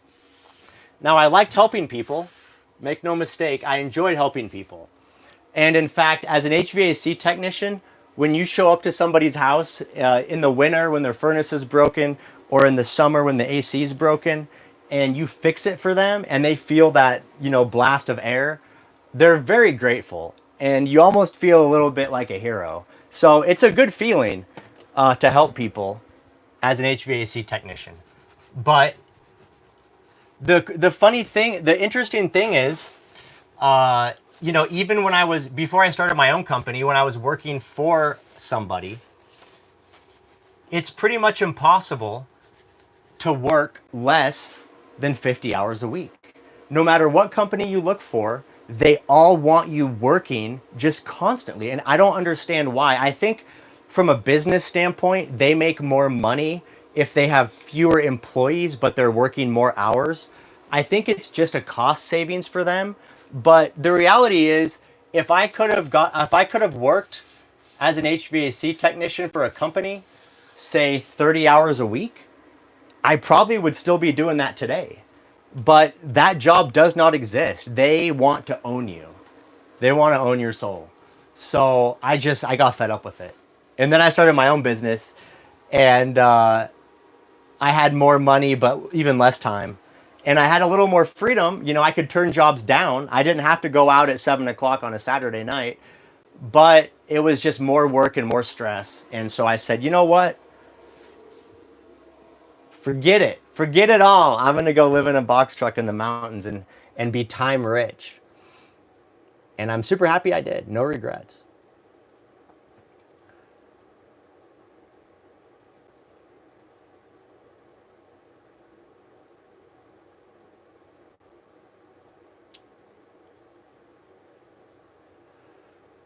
Real Cruz is here. Happy to see you, Cruz. Welcome to the chat.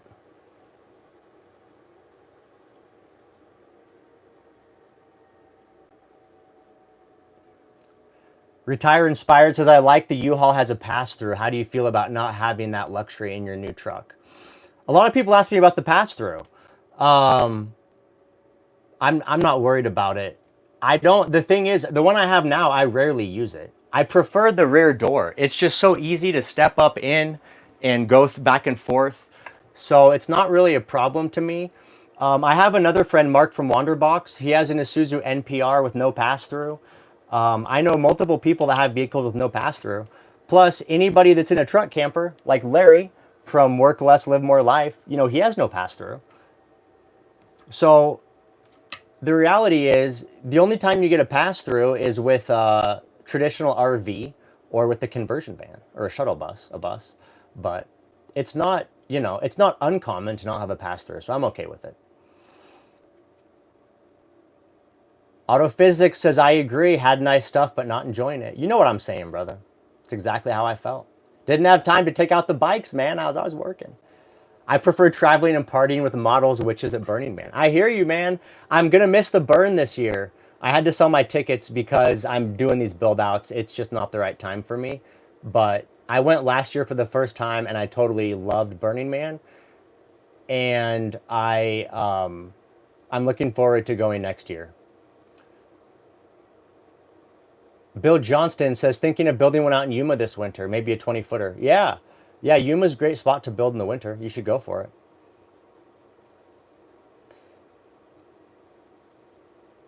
Autophysics, it's a cult trying to enslave you. Yeah, man, I saw the writing on the wall. I was like, this ain't for me, man. I don't think so. I don't think so. Top Dog is asking about how to find a builder. I just told you, man. Well, I didn't tell you. I told you they're expensive. How do you find a builder? The thing is, in my experience, most builders don't build box trucks. They want to do Sprinters and ProMasters and Transits. So I'm not sure how you can find a builder for your box truck. They're very rare. I'm really not sure. You have to check, I guess, Google. Go on Google and look for van life, van conversion builders, and then see if there's someone that will do a box truck for you. What area are you in? I know some people in California that would do one.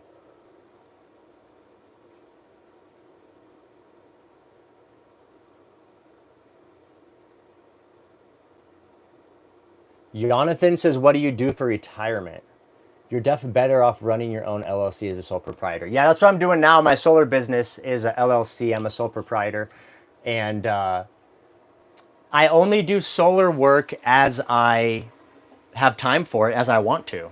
So I only do, maybe a job a month or something because I'm so busy right now. But it's a much better pace of life. Jonathan says, what do you do for retirement?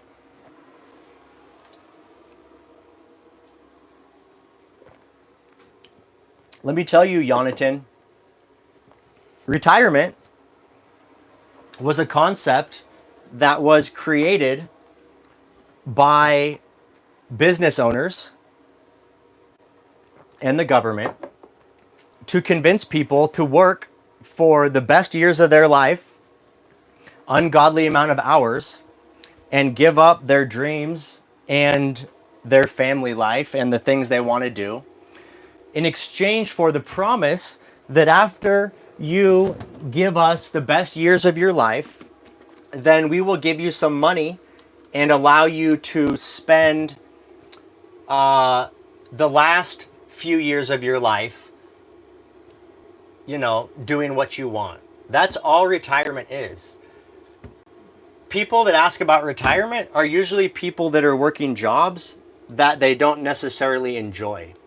And so retirement is that carrot on the end of the stick. And you say, the job, doesn't pay me what I want. It's not as enjoyable or whatever. But I have this retirement to look forward to, which will be my relief from the job that I don't enjoy or the job I'm undervalued at or underpaid at. But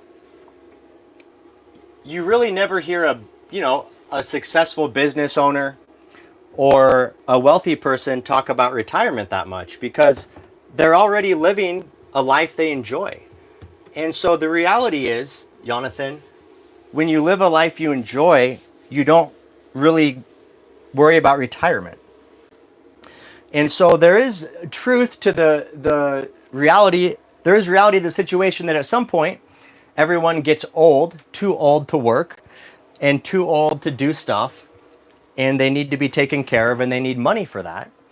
And so it's important to have savings and investments. But the actual concept of retirement is not required if you're living a life that you enjoy. And the thing I tell people is, I'm 39 now. I started van life in my early 30s. And most people, when I started with Bob Wells, most people doing van life were retiring, getting Social Security, and then they were living in vans. So I'm already doing what retired people do. I'm already retired. I work, I make money on YouTube, I install solar for people once in a while. But the reality is, my cost of living is so low that I can work still and enjoy myself, and I don't really need to retire from anything. My dad is in his late 70s, and he still, travels in an RV. And so at some point, he'll be too old to travel in an RV, and he'll have to stay in his house. But, I have plans set in place for that. I have investments. And I have things that I'm doing to set myself up. So when I'm truly too old to work, I won't have to. But one thing that kind of changed my mindset is when I was working my nuts off doing heating and cooling, I worked with a lot of retired people.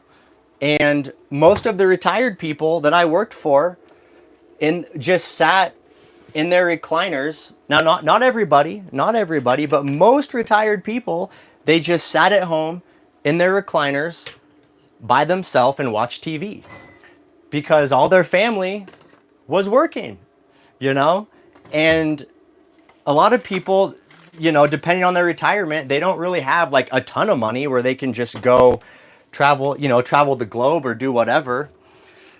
So I realized at an early age that retirement isn't necessarily that exciting, and I'm someone that I like working and being active and doing things and traveling, and the thought of sitting in a recliner watching TV all day, it doesn't really sound that appealing to me.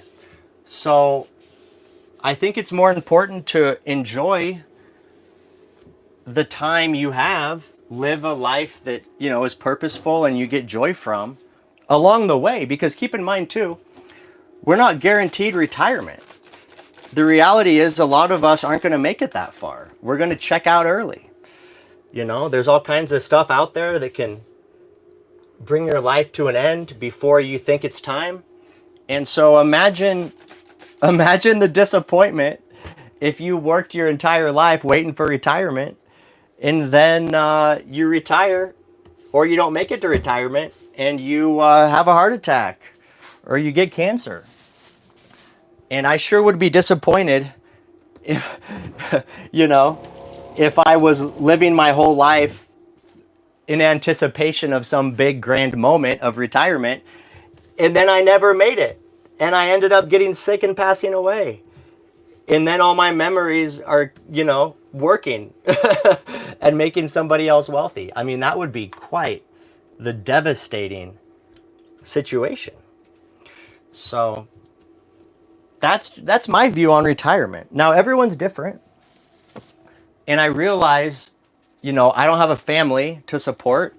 So not everybody can do what I've done. But my life just turned out different than other people's. And so because I don't have a family, I'm not really worried about it. But if I had kids and a wife and a house and all that other stuff, then it would be a different story. Although I still think the reality is, I think even with kids in a family, I think you could still live a life that you enjoy.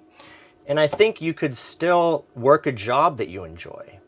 The catch is that a lot of people just get burdened with debt, and the cost of living is so high that it's hard to find a job that's enjoyable, that allows you enough free time to live the life you want. It's a challenge, right? But then again, if you have a family and a wife, then that's probably your enjoyment, right? It's not traveling and being in nature. It's probably spending time with your family. So I would encourage you to find a job that allows you more time to be with your family. I think like being a school teacher would be a good job. You're not going to get rich. You're not going to be driving a new BMW, but you're going to have summers off. You're going to have all the holidays off. Also, any type of government employee, you're going to get a lot more time off. So there's a lot of in-betweens. There's happy mediums. I'm not saying everybody needs to like quit their job and live in the forest. But I think what's important is that you find a job you enjoy that's fulfilling. And then retirement isn't like this big carrot at the end of the stick, right? Because you're already enjoying your life. So retirement's like a nice bonus, like, oh, okay, now I don't have to work anymore. But hopefully along the way, you enjoyed yourself and you weren't clocking into some desk job you hate, working for a boss that didn't appreciate you, just grinding away every day, having to slam energy drinks just to keep yourself motivated to keep going to work. So there's a lot of options, man. A lot of options.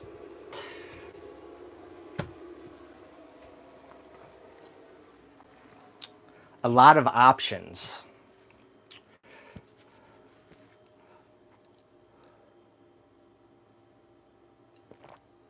$259 people in the live stream. I appreciate you guys hanging out with me.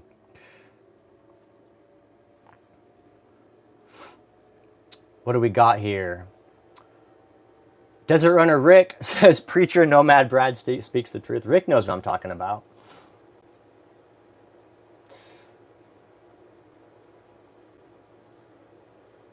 Leroy says, I like the recliner for watching Nomad Brad and communicating with others who are adventurous. I appreciate you, Leroy. Mary R says, I don't know how or why you figured this out so early, but you are blessed that you figured it out. I agree.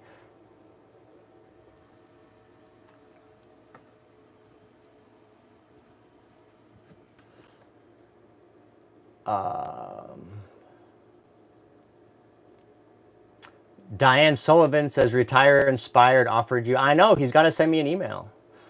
He's got to send me an email. I love what I did, but it wrecked my health.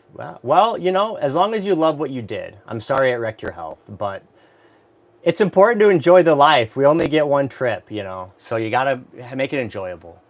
Retire Inspired says, I worked a job I loved. Now I'm retired and I do what I want when I want. There you go.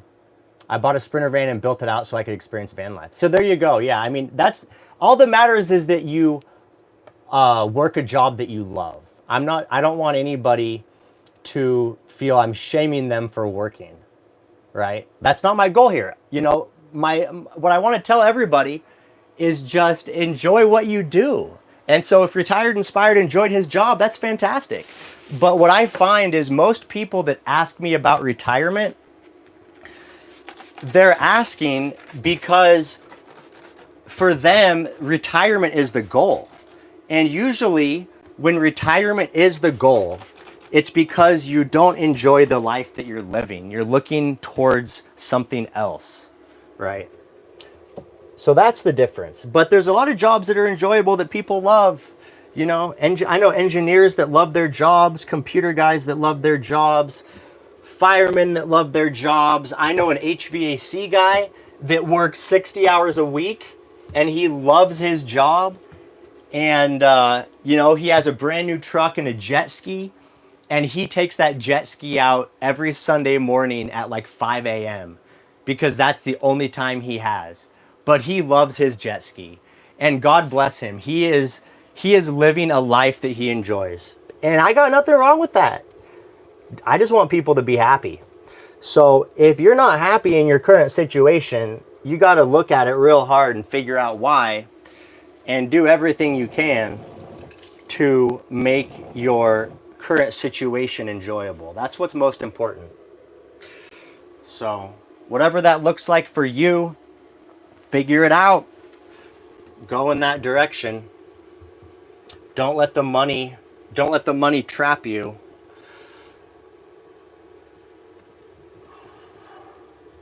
Oh man, we're getting this sink so cleaned up. So cleaned up. So Retire Inspired says he has a Sprinter. Are you, if you want to buy my box truck, what's up with the Sprinter? You decided you want something different? You're going to sell your Sprinter? You're going to keep a Sprinter and a box truck? I'm curious. What's going on, man?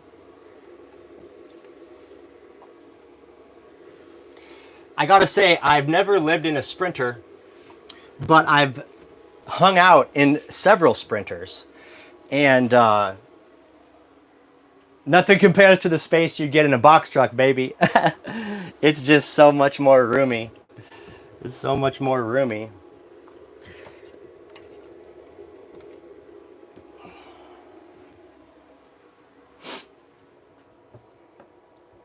Real Cruise back to work. Oh, Real Cruise, no. Sorry, man. I hope you're at least enjoying it, bro. I hope you're enjoying what you do, man. That's what counts.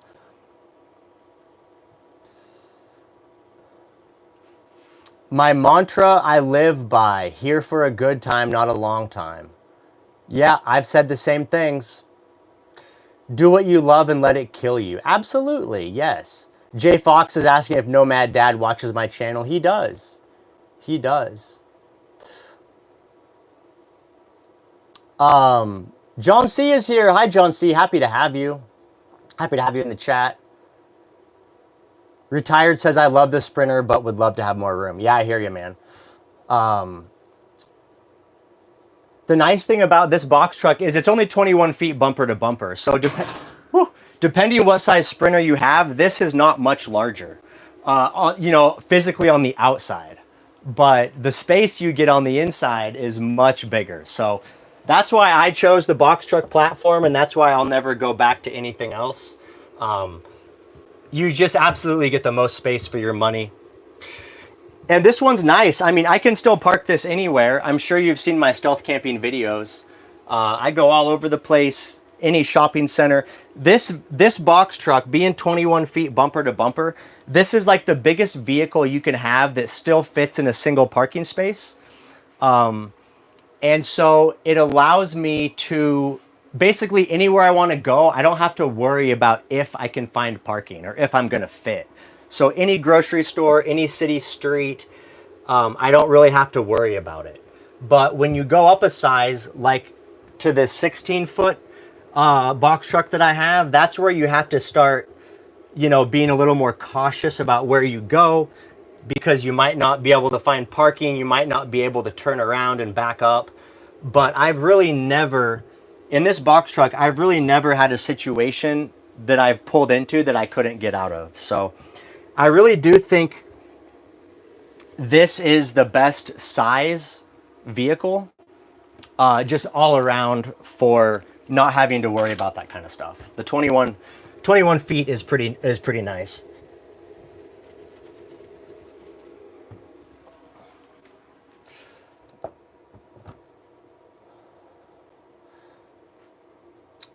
Leroy says jet ski at Lake Tahoe was unforgettable. I believe it, man. I'm sure it was beautiful. Hello from France. Appreciate your point of view. Thank you, Pef Sulik. I'm not sure. Thank you, sir. I appreciate it. Any plans for a family? No. I'm too old for a family now. I'm 39. I'm gonna be 40 in August. So it's kind of went past. My life has just been, you know, it's been unconventional for sure. And it just, you know, when I was younger, I would have thought I would have got married early and had kids and followed that traditional path. But it just wasn't, that wasn't what I was meant to do. And so I feel like what I'm doing now is what I was meant to do. And so I'm rolling with it. And, you know, at the end of the day, I think it would be cool to have kids. And I think I might have a little regret when I get older not having kids, but you know, what are you going to do about that? I mean, the thing is, it's a lot more difficult than just having kids. You have to have, I have to have a mother for my kids. And if you choose the wrong person as the mother of your kids, that can be a very painful experience. And, you know, when you look at the success rate these days of relationships and marriages, the odds are stacked against you that you're going to be with the mother of your kids for any significant amount of time. It's really just the world has changed. Most of you guys that are older, that are married, that have been married for 20, 30 years, 40 years, you're fortunate. You guys grew up in a different time. And I try to tell my mom that the world has changed. It's not what it used to be. People are different. The world you guys grew up in, it no longer exists. And so I don't know, man. I just don't see it happening. I just don't. So I think I'm just not going to have kids. And I know, you know, when I get older, it'll be tough. Especially now that I'm hanging out with my dad, Nomad Dad, you know, it's like I'm spending time with him and he's having a good time. I'm having a good time. But I'm realizing I'm not going to have that. You know, when I get older, I'm not going to have a kid to hang out with and, you know, have all that. So I think, you know, it's going to be it's going to be different. It's going to be different for sure, but it's the life I chose. And you know, I'm enjoying the journey so far. So we'll just see how it goes, see what happens. There's a lot of people that don't have children. So, you know, we'll just see. We will just see. Getting this drying rack all cleaned up. Nice. Oh man, sink's looking good. You could meet the right lady that already has kids. Yeah, maybe. John C says I'll be your 56-year-old kid. I appreciate you, John C. Let's check out the sink. Look at that. It's all cleaned up. Looking good. Mirror's looking good, nice and cleaned. You guys like that orange backsplash I made? Custom epoxy around the mirror. I think it turned out pretty nice. I really like the little color splash there. Orange there. Little orange there. We got all the orange pops. Heck yeah. Let's see. I think I got to charge my phone a little bit. I love this new microphone that I'm using. The nice thing about it is, you know, it has the adapter you have to plug into your phone, but it has a pass-through charge cable on it. So I can actually charge my phone while I'm using the microphone, and my other one didn't allow me to do that.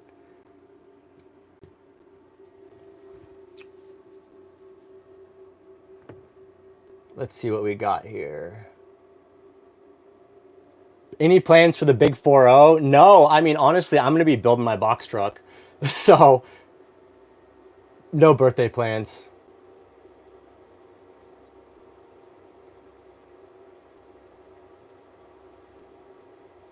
Bill says no to having kids. 66 married, never regretted not having kids. I'm happy to hear it, man.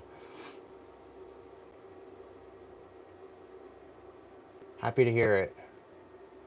I really like dogs, so I'll probably just stick with dogs, honestly. And you know, who knows? Who knows what the future holds? Do you use a forward-facing camera when you drive your truck? Yes, I do. I have a dash cam. Oops. What is that? I don't know what that is.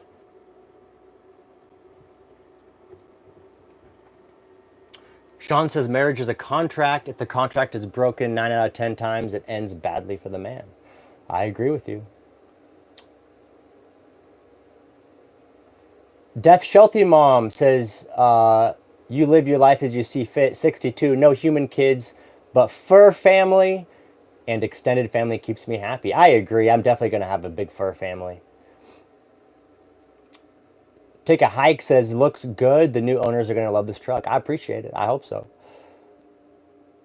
Building your new home sounds like a solid birthday plan. Thank you. I agree. I have no kids. Two broke women don't want me. I hear that, man. You got about 5 to 10 more years until age really hits you. Eyesight, sore back. Yeah, I'm 40. I think I'll be good until I'm like 55, honestly, maybe 60. My dad was super active in really good health up until his mid 60s. He was still really strong and agile and didn't really have any issues with health. So I'm thinking I'll be similar. On both my parents' side, there's not really a bunch of health issues, and I eat pretty healthy. I avoid, a lot of stuff. So I think I'm honestly going to be pretty good until I'm maybe 60. Also, I'm just kind of young in general. Like, I look young for my age, I think. Maybe not anymore, but so I think I'll be pretty good until 60. Obviously, yeah, you get some sore back and joints and things like that. But I think my 40s are going to be really good. I don't think I don't plan on really any issues in my 40s. Don't plan on, who knows what'll happen, but I think my 40s will probably be my best decade, honestly, just because I have so much life experience and knowledge, and I'm living. This is the first time, like, the last year and a half is the first time that I'm really able to make like a comfortable living from YouTube. So I should be able to continue that into my 40s and just travel more, have a beautiful new home on wheels, just be a little more comfortable financially, and and then also just the experience and the wisdom I've gained. So I think my 40s are going to be my best decade. Looking forward to it. Definitely looking forward to it. But it is crazy to see how fast time goes. I mean, 40, I'm not a young person anymore. So it's, age creeps up on all of us, that's for sure.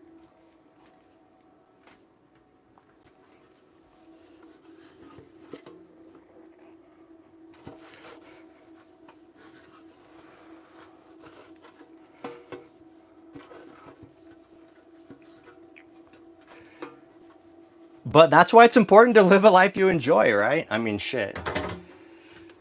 I'm glad I didn't sacrifice my body for some job, didn't hurt my back or have any serious injury. Or I think even just working at a computer all day, for 40 years, I think that's pretty bad for you.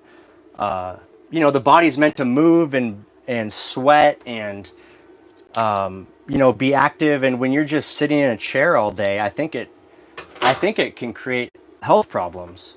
So, I'm glad I haven't been sitting at a chair all day for the last 20 years. I've always had active jobs. Doing heating and cooling was very active. I was in attics and in crawl spaces and just climbing all over the place, carrying tool bags, carrying ladders.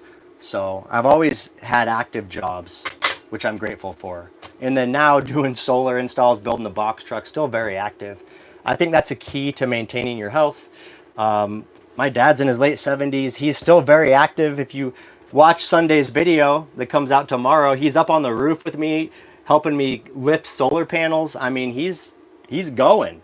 But I think it's staying active like that is what helps keep him going, right? I think when you slow down, I think that's when stuff starts to really creep up on you.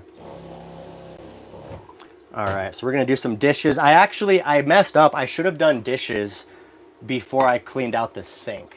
Cleaning the sink should be like the last thing, but I just kind of got in the zone here talking with you guys, totally lost track of what I was doing. But no regrets, the sink looks wonderful. It's very clean. So now we're just gonna do some dishes here.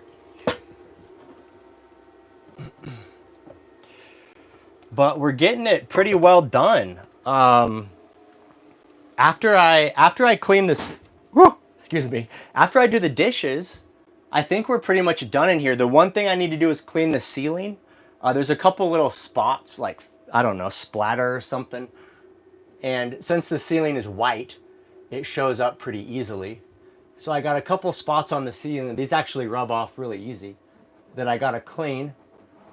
But beyond that, after the dishes are done, we pretty much got it. I still need to clean the cab, but it's 97 degrees outside, so I don't think I'm going to clean the cab right now. I'll probably do that this evening. I also want to do another layer of spray foam this evening. I want to try to get that done. So, busy time here for Nomad Brad. Busy time. How you guys doing? Let me check the chat here. See what's going on. What's this? What's this? Take a Hike joined the Platinum Nomad subscription. Thank you, Take a Hike. I appreciate you.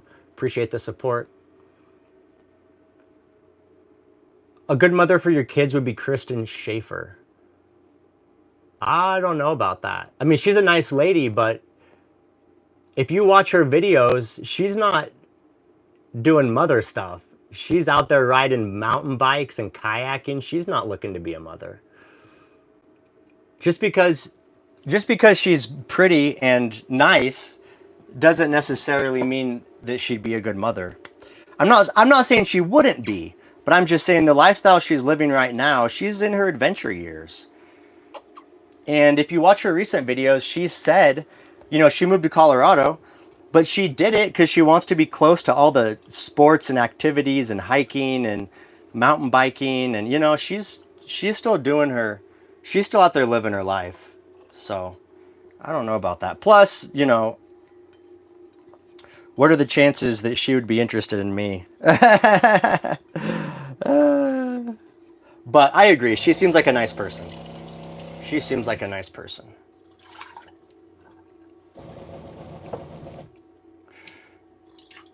All right. Got the bowl cleaned up. Okay. Nick says, I have a shoulder injury that bothers me I got from my career. I've heard it many times, my man. Pubert says, do you have any YouTube advice for new creators? Yeah, is my mom still around? Yeah, my mom is. My mom lives in Apache Junction, Arizona. I saw her before I came up here to Sholo just a couple months ago. I'll be seeing her again when I go back through Phoenix. I'm just buying cabinets and cover all the walls from Home Depot and Lowe's. Mine has garage shop. You can do solar, I hope. I got insurance for Peterbilt. Velo Tilt. Happy to hear it, man. Yeah, congratulations. Happy to help you out.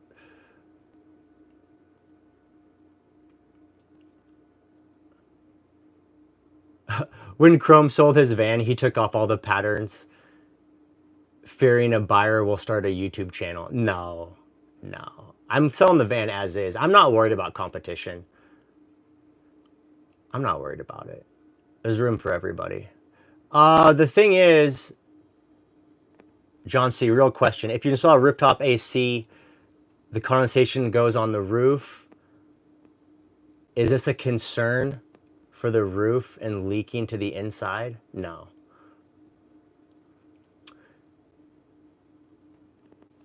No, it's not, John, because every RV and camper ever created has a rooftop air conditioner, right? Every RV. So it's not a concern. You just have to seal it properly. But keep in mind, if you put an air conditioner on the roof, it's going to limit how much solar power you can have. And rooftop air conditioners are not as efficient as a mini split. So if you're going to do a rooftop AC, you know, most of those things pull over 1,000 watts per hour. So in order to run a rooftop air conditioner off solar, you're going to need like 1,000 watts plus on the roof. And so it's pretty hard to get 1,000 watts on the roof and a rooftop air conditioner. That's the main reason I don't use rooftop air conditioners. So just something to think about, buddy. Especially, I think you're looking at getting the same size box truck as me. So if you add a rooftop air conditioner, you're going to be limited to maybe 800 watts on the roof. That's not very much, my man. Not very much at all. Someone was asking about advice for a new YouTube channel. The most important thing is consistency. YouTube will recommend videos when you publish consistently. So you got to do at least one video a week, minimum, every week, forever. If you can do, the more you can do, the better. Of course, you don't want quality to suffer, but you got to do at least one video a week, and you can't stop. You got to just always do it. So that's my advice. Most people get on YouTube, and the thing is, it takes a while for your channel to grow. Like, it could take you a year before you get your first 1,000 subscribers. It just depends. Some people blow up quick, but the thing is, it's going to take you time to figure out how to make good videos, right? How to film it right, how to get the audio right, how to edit it correctly. So there's a decent learning curve with making videos. And so you have to learn all that, how to create videos that people enjoy watching. And then it also takes time for the videos to reach people. So the other thing is there's a lot of delayed gratification involved in a YouTube channel. You got to plan on, you might have to post a video every week for a year. That's 52 videos before you even get your first 1,000 subscribers. So you got to be committed, man. You got to be committed, and you have to be consistent. And that's really all that matters. Because there's a lot of video channels, in my opinion, that aren't that high quality, but they're consistent. And so they get people to watch them. So I think consistency is more important than anything else.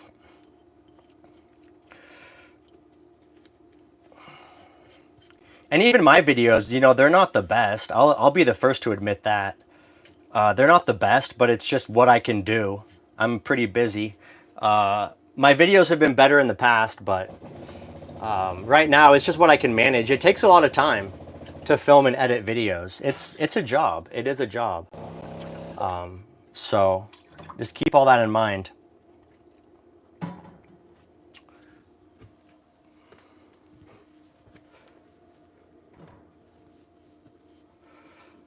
And like we're talking about Kristen Schaefer earlier, her videos are amazing, right? But if you look at her posting, she only does sometimes one video a month or one video every other month. Now she's been going for a long time, and her videos are very high quality, very, very high. She's a definite professional. But to get to her level, it takes a lot of knowledge and skill. I mean, what she does is not easy. It looks easy to watch it, but it's very difficult to do what she does.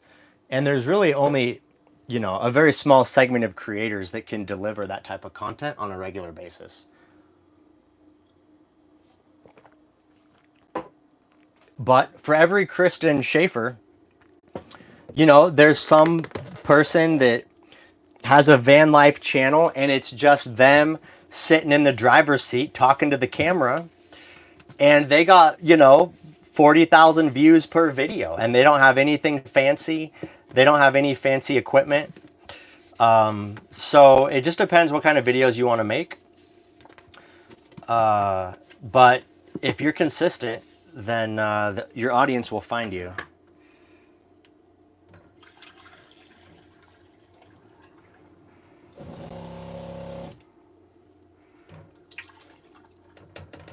I think the best type of videos that we can make as humans is any type of vlog videos. Yeah, day in the life videos.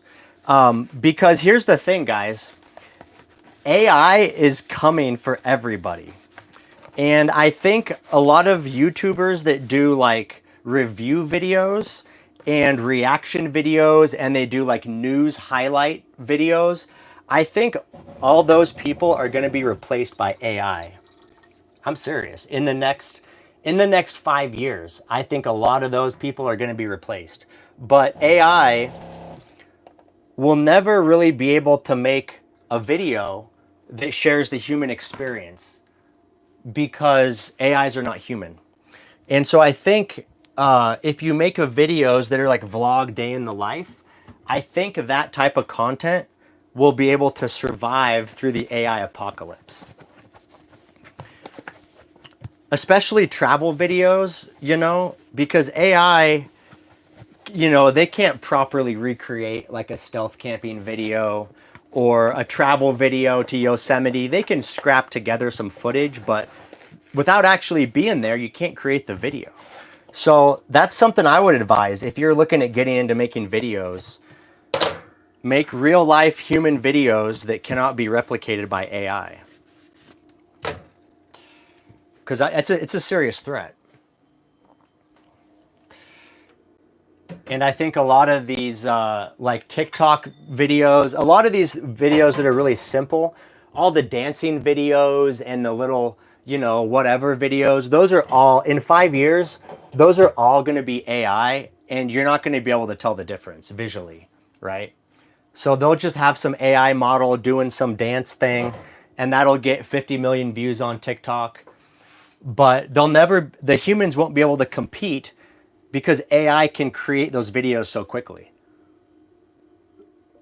So it's an interesting time we're living in, and it's going to get even crazier over the next 5 years, no doubt.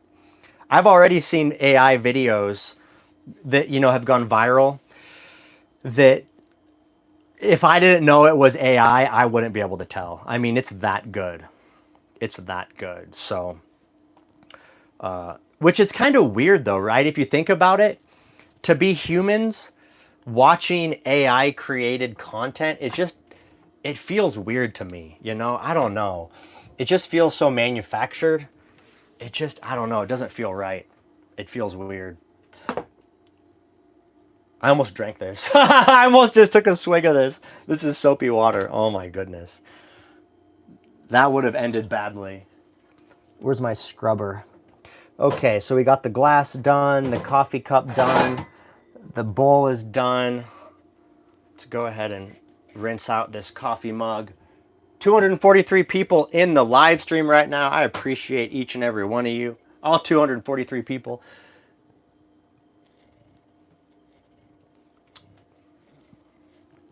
Somebody was asking about spray foam. So I got a quote back when I was in Yuma to do this box truck, and I think they wanted $2,300, which to me at the time sounded like a lot of money, but after attempting to DIY it, I would say it's well worth the price. I would absolutely recommend. I like spray foam. I think it's a good choice, but I would absolutely recommend that you take it to a professional. Because it's just like anything you do, when you're just starting out and you're inexperienced, you've never done it before, it's a huge learning curve. And so the first time you do spray foam, it's not going to turn out as good. And it's a lot of time. I would not recommend doing it yourself. I think for $2,200, it's worth it to have it done. What's wrong with this coffee? Yeah, exactly. Oh my goodness. This coffee tastes like soap. All right, so we got that done. Let me wipe down this piece here, this wall panel. I noticed like at an angle it's got a little sheen to it. Little grease or something. We'll just wipe this down. Man, the van is looking good though. I think if those people make it up from Cali, I think they're going to be pretty happy with it. It looks nice.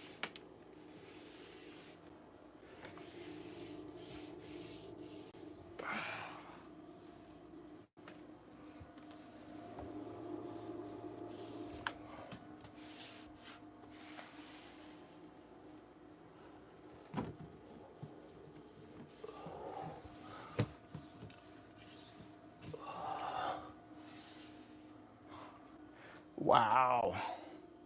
It's shining in here.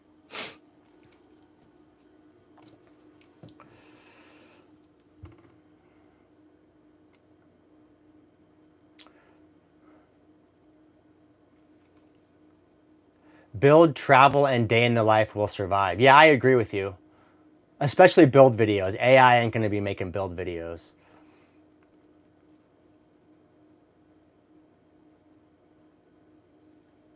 HBA Dave says your day in the life videos are great for me. Yeah, I agree, Dave. I'm looking forward to getting back into those once this build is complete. I do miss doing day in the life videos, and the people do too, because those videos got a lot more views.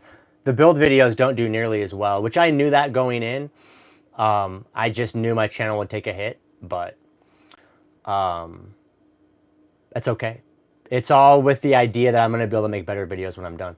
Leroy says spray foam company for inside coating would cost $2,200. Yeah, definitely do that, Leroy. Way better. Dennis Stone. Any idea about mini splits more suited for the Sprinter? No, you can get, they make some like 12-volt mini splits that would probably be okay for a Sprinter. They're just a smaller capacity than a traditional mini split, but they do make them.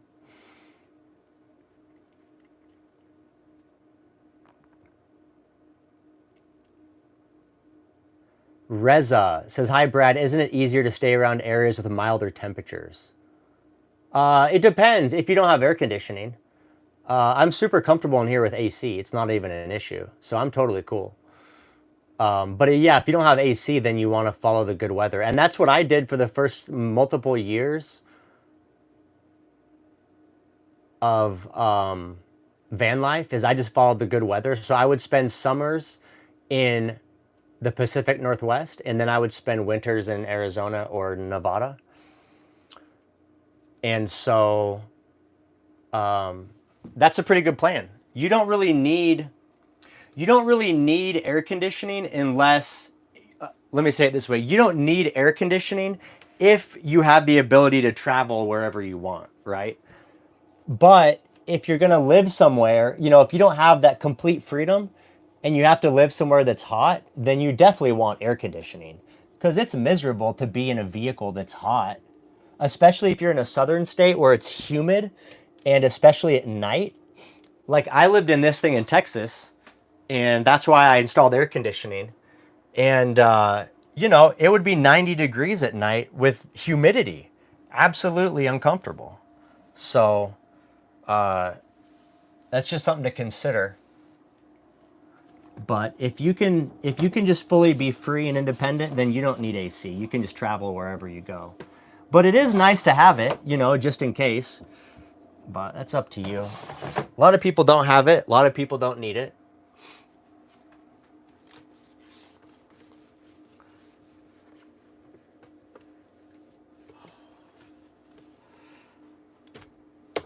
Oh, man. Nice. Okay, so that's... You still going to Northwest? I'm thinking about it next spring. So I won't make it this spring because I'm still doing the build. I'm not going to do any real traveling until I'm done with the build. Although I am planning to go to San Diego this fall. Maybe like September or October. And Suron Dave is going to help me with my rear door. He already did one on his Kodiak box truck, so he's going to help me do one on mine, on my Isuzu. But beyond San Diego, I'll just go back to Arizona to finish the build. But then once the build is done next spring, I'll be traveling full-time again. Well, I'm living in here full-time, but I'll be actually traveling. So the plan is to go up to the Pacific Northwest. I have some family in Washington, and they're doing like a get-together in Washington this next summer. I think it's in August. It's not early. But so I'm hoping to attend that. That's kind of my plan. And the Pacific Northwest is beautiful. I haven't been there in years. So in general, I really like it up there in the summer. 2026? Yeah, exactly. Yeah, spring 2026. And so, I always talk about my plans on the live stream, so I'll let everybody know ahead of time. And I'll definitely do some meetups. So if you guys want to come hang out, see the box truck, do a little camping, you guys are more than welcome. And you don't have to have a vehicle to live in. If you want to come just say hi for the day, you're welcome to. Or if you want to stay in a tent or sleep in your back of your truck, whatever, you can do that.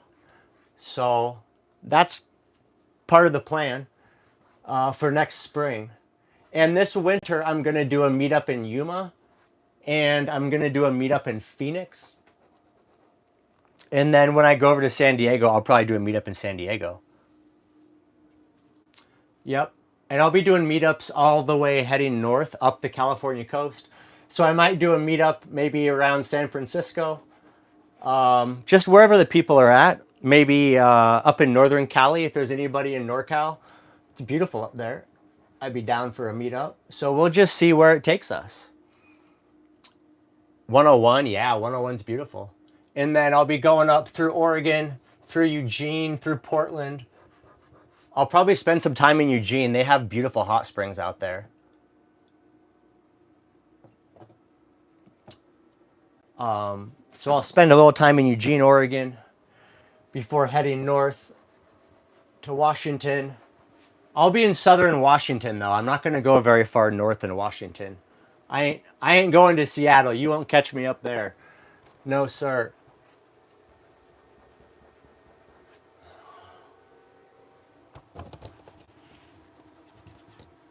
No, sir.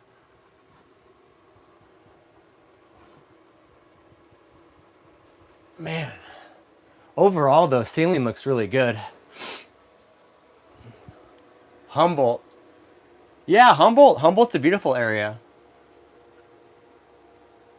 Um,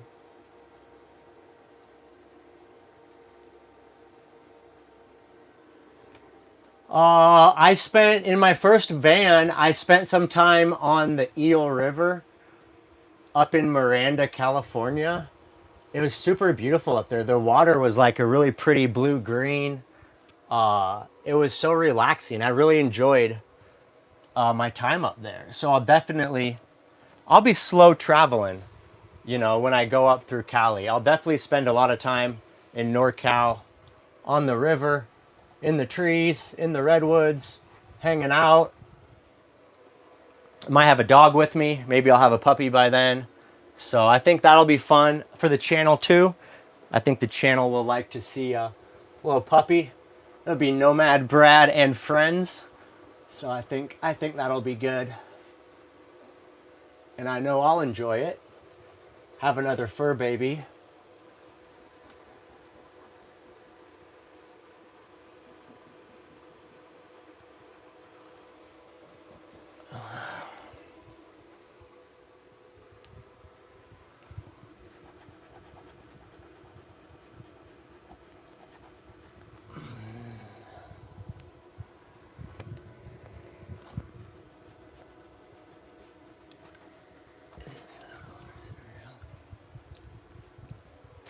Okay.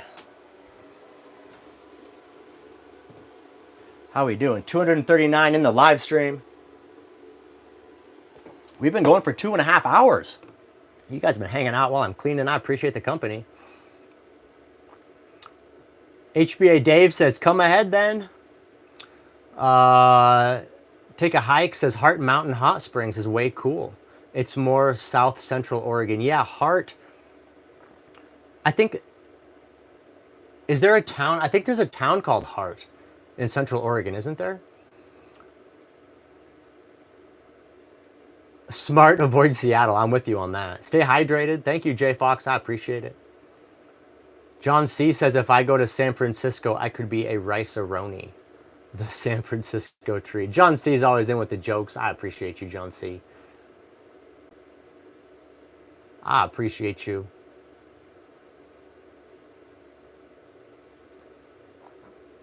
Sharon B. says, do you ever think about traveling to Alaska? No, I don't. I don't know why, but Alaska just doesn't sound that exciting to me. It's a long, grueling drive to get there. And then, I don't know, I just feel like there's so much beauty that you can visit that's closer than Alaska. I mean, you got Colorado, Montana, Wyoming, Idaho, the Pacific Northwest, Arizona, Utah, New Mexico. There's so many cool places that are closer than Alaska. I think a lot of people go to Alaska just because it's so far and it's like this adventure, like, oh, we're going to Alaska, which is cool. Nothing wrong with that. But for me, it just doesn't seem that appealing. It seems like it's a long drive, it's a long journey, a lot of effort. And all the van lifers I've seen that have gone to Alaska is pretty rough roads up there and pretty rough. So it's not really high on my priority list, honestly. What I do like is northwest Washington. Like if you go all the way up to, yeah, horrible washboard roads, exactly. If you go all the way up to the Olympic National Peninsula, it's beautiful. It's a rainforest. It's an actual rainforest in the Pacific Northwest. And so I definitely want to go back there. I went there in my first van. It was very beautiful, very fun time. So I'll definitely go back there, but that'll keep me basically in Washington. And so that's not anywhere near Alaska. Well, not anywhere near Alaska. So that's probably as far as I'll go. Not really interested in going to Canada. I mean, Canada's beautiful, but I don't think it's necessarily any more beautiful than what you can see in America. I'm sure it's a little different, and I'm sure it has beautiful places, but I think you can find beautiful places that are similar here in the 50 states. I do believe.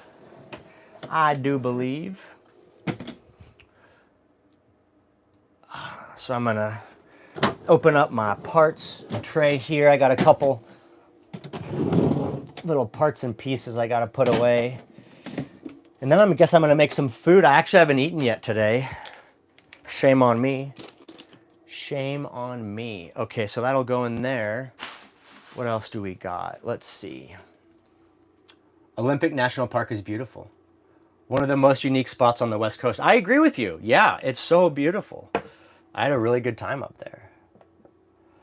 Alaska is awesome, just not fun to drive. Yeah, exactly. Like maybe I would take a flight to Alaska and rent a pickup truck and let somebody else pay for the, maintenance and repairs on it. So that might be the move, is just take a flight to Alaska. Probably not a cruise. I really have no interest in going on a cruise ship. It just, I don't know. It doesn't seem that exciting, but I would fly.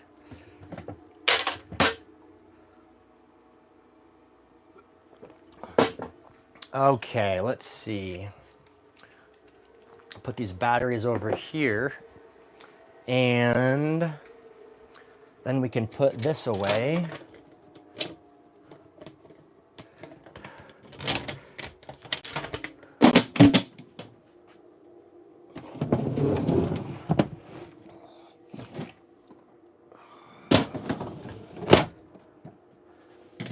Okay. There we go. Put this guy away. We just about got it all cleaned up.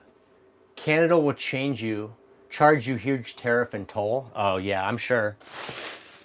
I'm sure everybody's pissed by the tariffs, and so now they're charging, in retaliation, they're charging other people tariffs, I'm sure.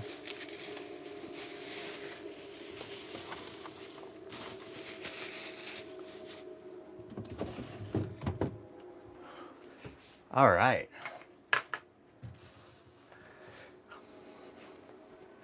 We did it, guys. We got it all cleaned up. I'll give you a final look at the box, at the progress.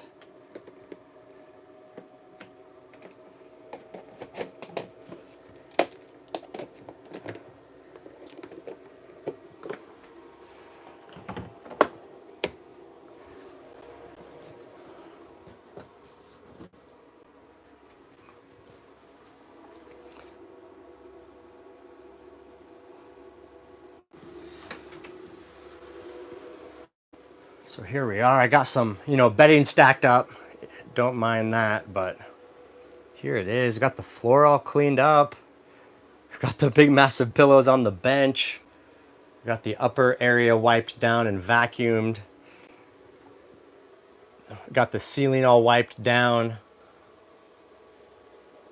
Cabinets wiped down.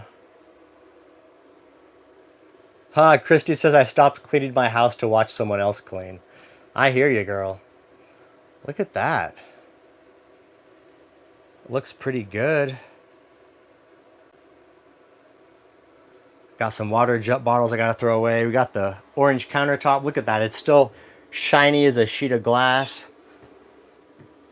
Looking good. Mirror cleaned off. Got the dishes done. That's it. Van's looking pretty good. For the prospective buyers, we'll see what happens. It's looking spacious. Look at this. Look at this. You can't do this in a van. You can't do this in a Sprinter. I can touch the ceiling, but look how high it is. I'm 5'10". For those of you that wonder, the ceiling is 7 foot 1 inches. Look at that. People always say when they watch my vlogs, they're like, man, you must be really short because of how like the ratio between my head and the ceiling. And I'm like, well, I'm not that short. I just have really tall ceilings. But I understand, you know, most people watching the videos, they're thinking the ceilings are like 6 foot tall. It's not common to have a 7 foot ceiling in a vehicle. Even RVs don't have 7 foot ceilings. So it's definitely a little different in here.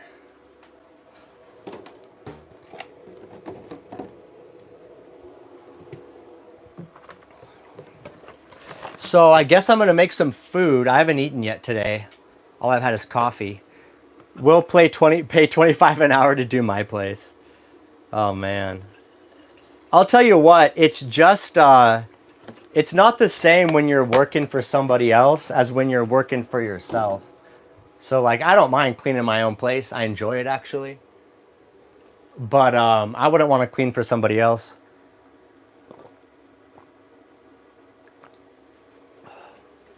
Just like doing a box truck build. I enjoy building for myself, but I wouldn't enjoy it so much if I was building for somebody else. Because then it's just, you know, it's just work. So there's an extra sense of satisfaction that comes from doing something for yourself that cannot be replicated through the exchange of money. It's just not the same. You're a clean dude. Thank you, Jay. I appreciate it. Around here, people charge $40 an hour. Yeah. Bigger than some apartments I've rented on Airbnb. I believe it. I believe it. Yeah, it's super cozy in here. I really do like the vehicle. The size of it, everything. I'm so comfortable in here. I never get bored of it. I never get the feeling of like, oh man, I wish I could stay in a house or something. I really, really enjoy the space.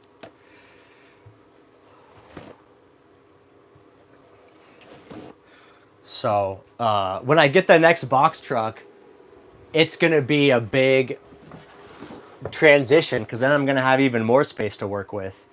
But I'm excited for it.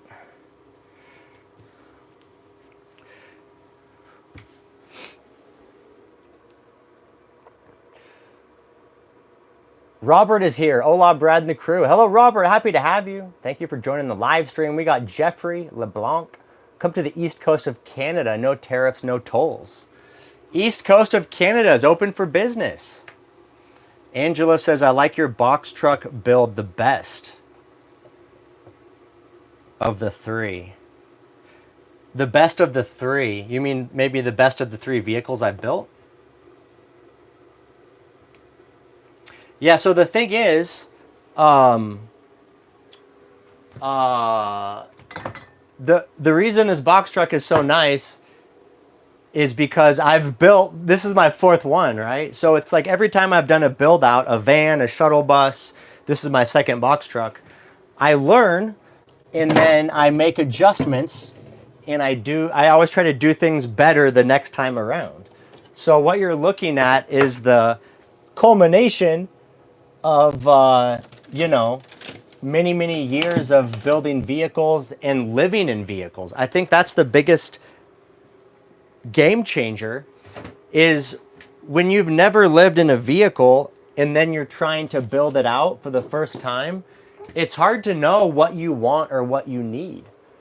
It really is. And so once you live in a vehicle for a while, then you start to realize what you want, what you need, and you say, oh, I could improve this, I could make this better, you know, this could be better.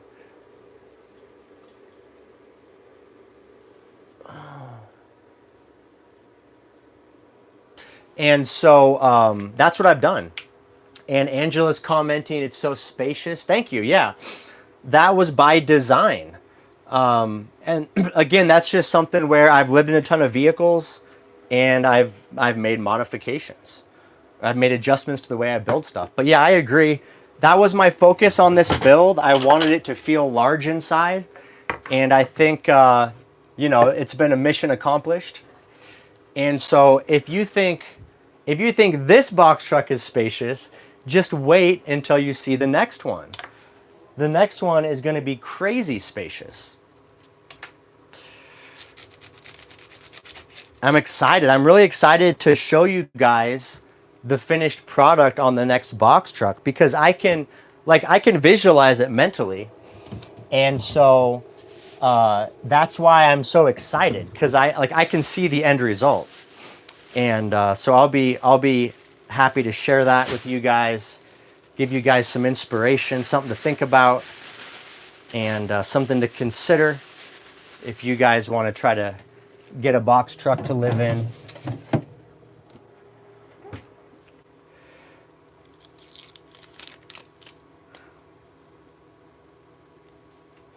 So Nomad Brad is basically an eggs for breakfast guy. That's just my breakfast. So that's what we're doing today. We're doing eggs with some bell pepper and some onion and a little bit of beef.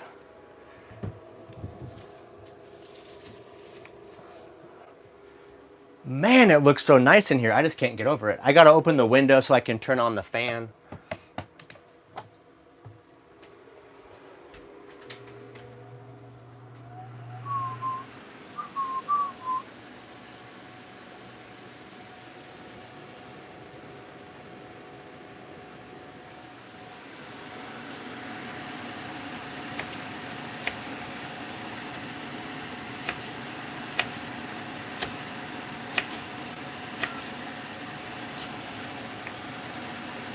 Man, we're doing a lot of onions today. This is going to be a powerful breakfast.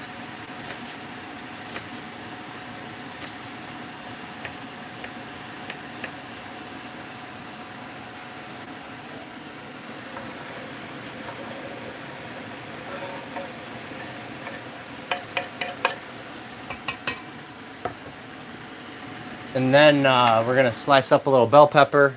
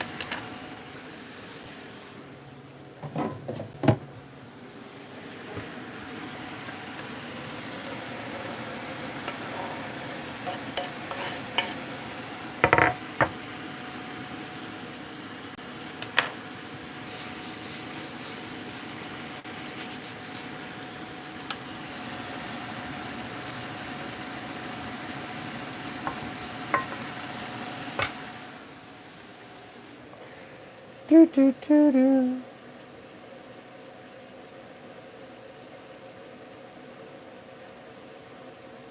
Angela says it actually feels like a home. I've been watching the build videos. I like all your content. Thank you, Angela. I appreciate you.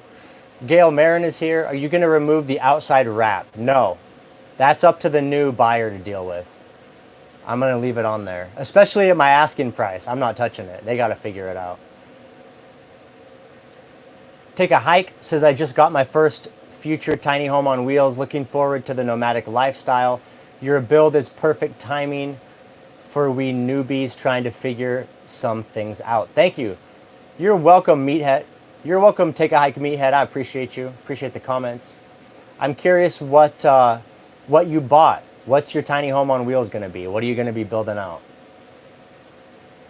Yummy breakfast. I briefly did sitting job, hated it. Sitting is depressing. Oh yeah, a seated down job. I hear you.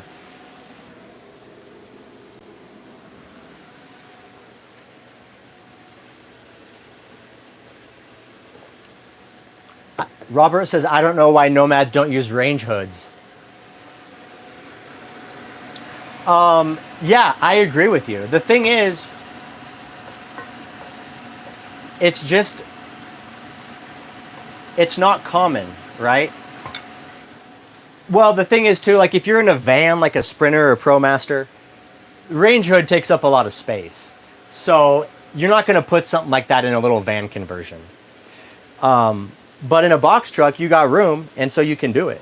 But I took a lot of things in this box truck, a lot of ideas and inspiration from, traditional housing. And so that's why my build is so much different from other build outs. Because most people are focused on what they've already seen and what they already know versus what's possible.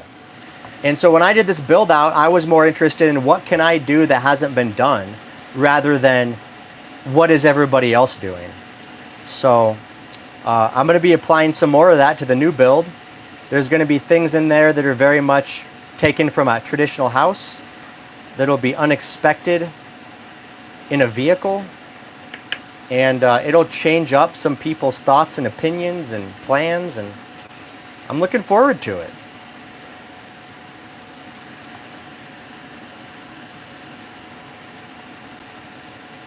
But yeah, the range hood is super nice to have the lighting and the fan all in one.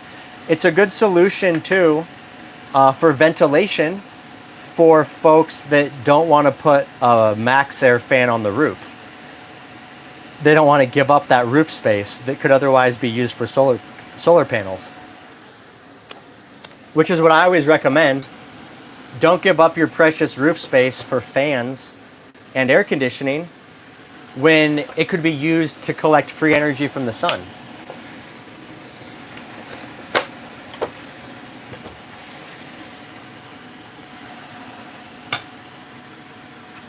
All right, egg time, let's go.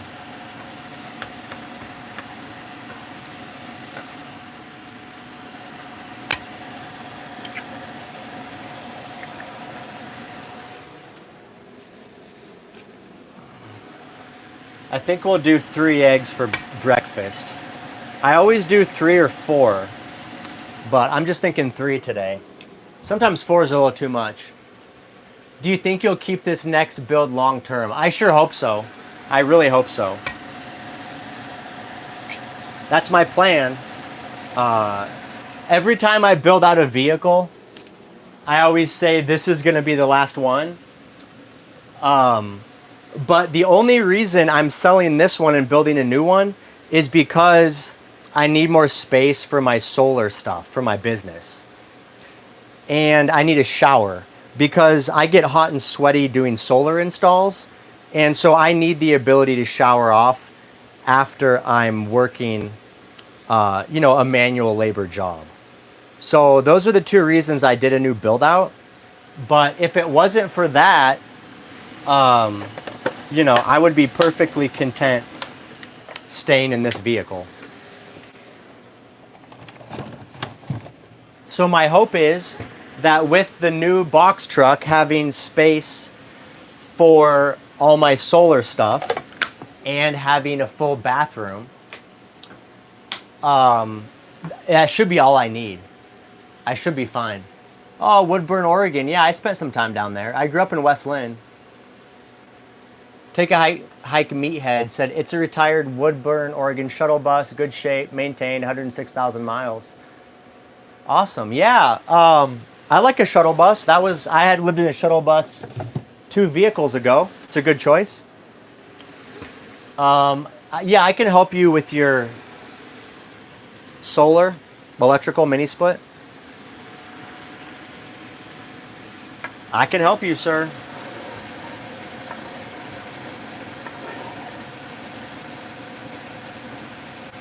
Maybe I can stop by when I'm on my way through Oregon next spring.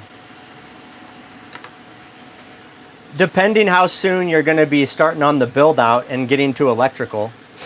Or if you're going to do some of the electrical yourself, I don't know. But if you need guidance, I'm happy to help guide you. And the reality is a lot of the electrical you can do yourself. It's not too difficult. You just got to know what to do. But if you have someone, you know, that can help you figure out what to do, the actual work itself is not too difficult.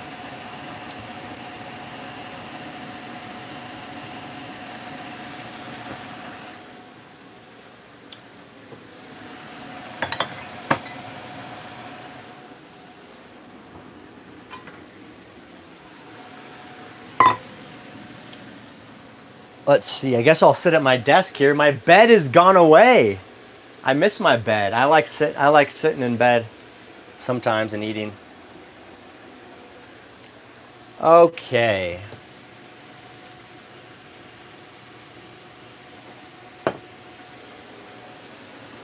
What else do we need? We need some salt and pepper and some hot sauce. This is my favorite hot sauce. Trappy's Red Devil cayenne pepper sauce. I'm almost out. I need to get more when I go into town, but it's so good. Denise says, where did the bed go? It disappeared, Denise. I can't find it.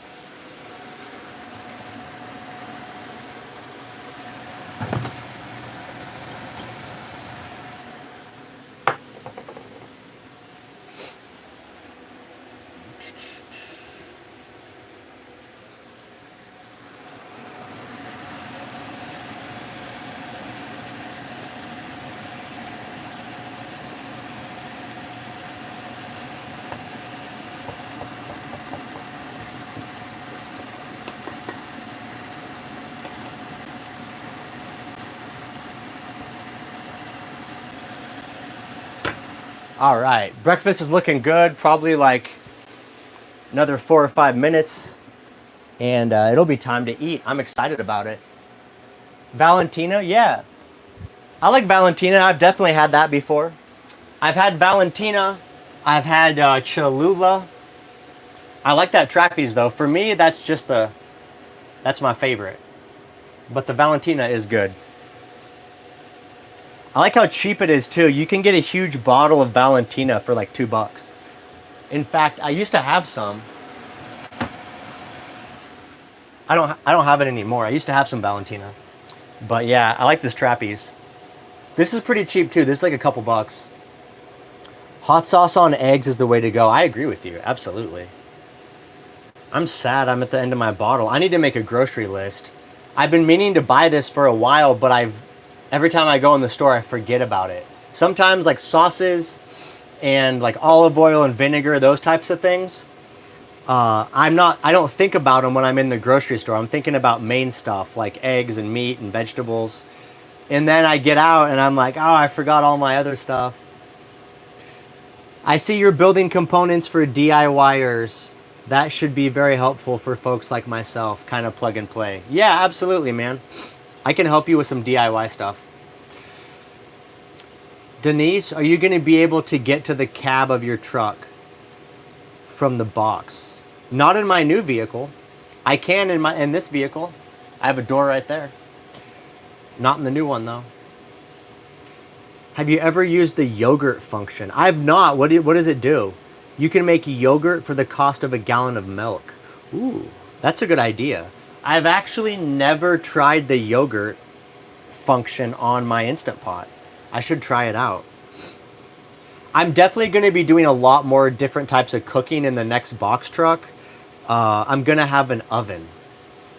So I'll be doing all kinds of different meals and trying more things out.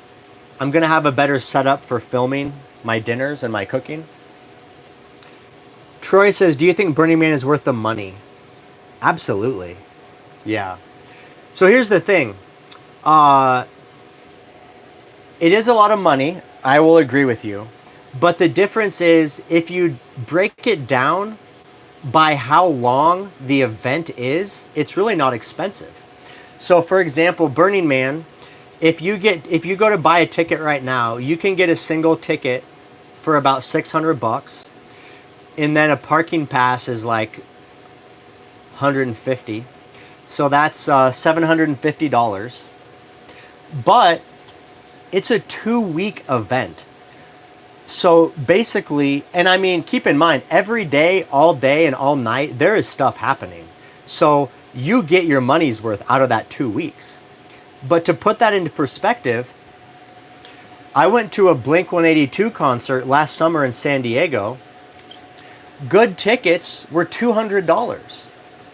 And that concert lasted 2 hours. So I paid $100 an hour to go to a Blink-182 concert. Versus Burning Man, yeah, maybe it's $700, but you're there for 2 weeks. And there's a lot of smaller festivals like Coachella that last, for a few days, but the tickets are hundreds of dollars still. So I don't think it's expensive when you take into account the duration of the event. And the other thing I'll say is there is no event on planet Earth that compares to Burning Man. So I would suggest you go at least once just to experience it. It's absolutely worth it. Absolutely worth it. Let's check on the eggs.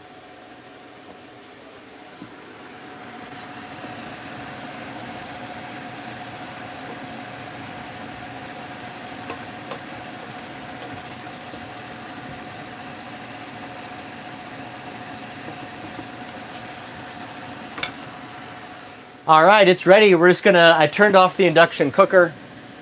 We're gonna let everything cool down a little bit. Then I'll transfer it to the bowl. Eat a little brunch. What time is it?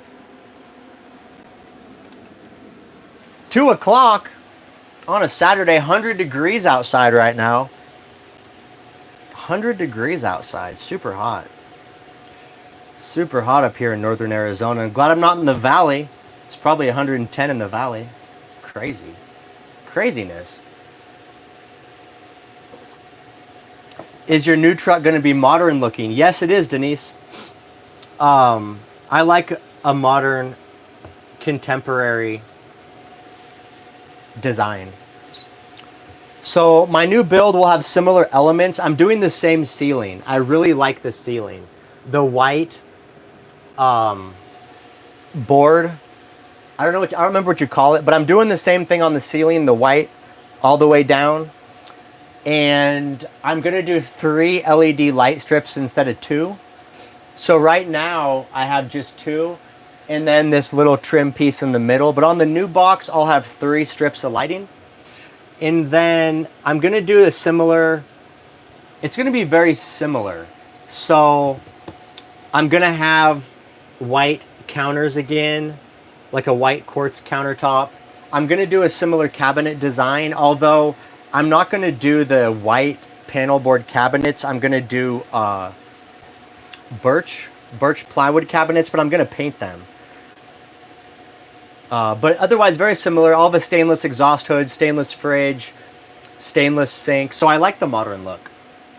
My thought is I spend so much time in nature anyway that I don't want the inside of my box truck to look like nature. You know, a lot of people do like a log cabin theme in their build, which is fine. Everyone's different.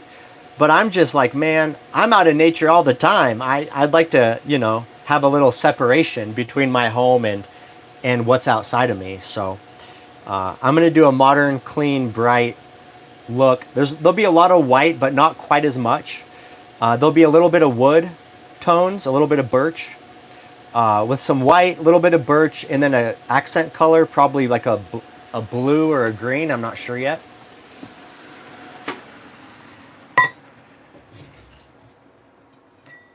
I'll have a similar backsplash again.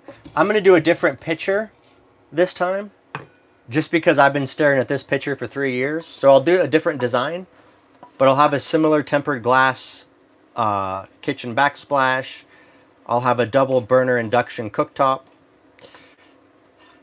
My fridge will be a little larger. I'm going to have a full bath. Not a full bath. I'll have a shower and a bathroom, a wet bath, shower and a toilet. And I'll have a computer desk again with a similar layout where it's looking out, looking out at the nature. That's one of my favorite features of the box truck build, is that I put my computer desk, my work desk, right in front of the window. So wherever I'm at, whatever beautiful location I'm at, I get to hang out, look out the window, see what's going on, see the nature, see the blue sky, see the mountains, see the river. Yeah, I'm really excited for the new box truck. It's going to be beautiful.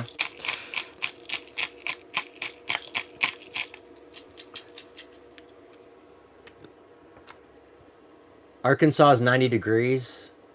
Yeah, 90 degrees is nice. Definitely cooler. But keep in mind, Arizona is a dry heat. There's no humidity here. So I don't know what Arkansas is like. But if you guys have a lot of humidity in Arkansas, then a lower temperature is still going to feel hotter because of that humidity. So something to keep in mind. When I was in Texas, 90 degrees with humidity was almost unbearable just because everything was so sticky. Man, I do not miss living in a box truck in Texas. Just constantly, anytime you go outside, you're like sticky, sweaty, and there's all kinds of bugs and stuff. It was just, I don't know, man. I did not like it. Definitely prefer a dry heat. It's always wet outside with humidity, yeah. So that's one thing to consider. A dry heat is different. It's still hot, but it's a little more comfortable.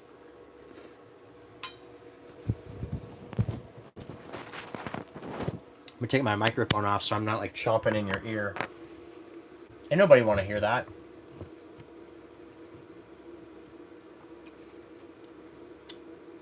Hello from San Jose, California. Love your Alviso episode. Thank you. Yeah, I had a good time in Alviso. That was really fun. I'll definitely go back there when you know what? Maybe that's the meetup that I'll do. When I go to San Francisco, maybe I'll do a meetup at Alviso. That was a really cool spot.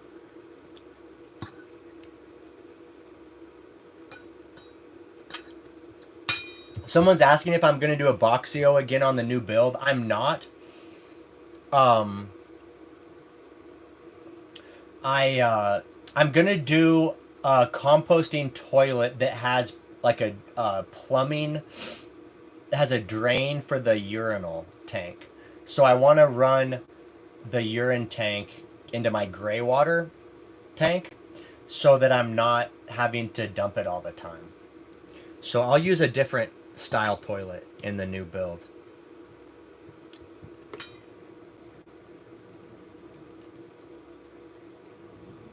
Troy says, I remember you said Canada. You said no Canada, but what about Mexico? Yeah, I like Mexico. I was actually thinking about going down this winter, maybe doing a little trip, because from where my dad's at in Yuma, my ceiling is 7 feet 1 inch. 7'1" ceilings. I'm 5'10".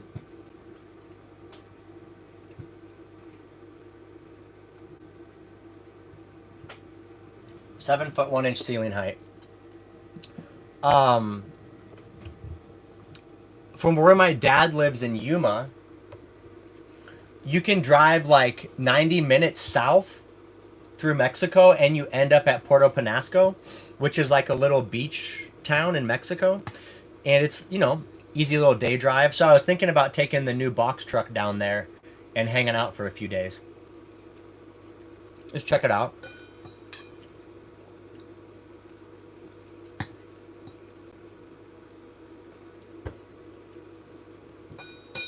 A lot of people do Baja. I don't know if I'll do Baja. It doesn't look that exciting to me. Like, all the photos I've seen from Baja, Mexico, it's just like rocky beaches with beautiful blue-green water, but that's it, you know? Like, there's no...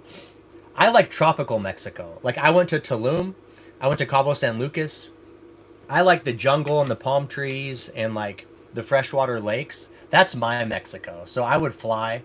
I would, like, fly to a, you know, maybe Tulum or something, but Baja looks honestly just kind of boring to me. It's just like rocks and then water. So I'm not really excited about that.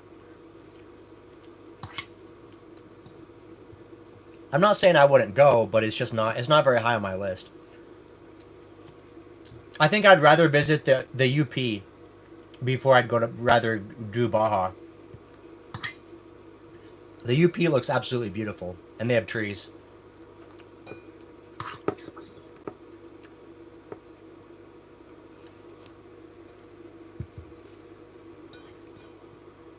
And driving to the UP might actually be further than driving down to Baja.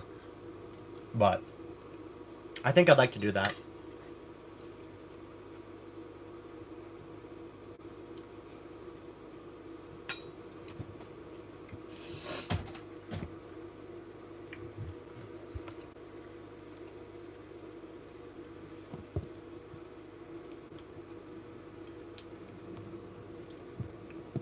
Got the box truck out there waiting for me to return. I'm going to do some spray foam tonight.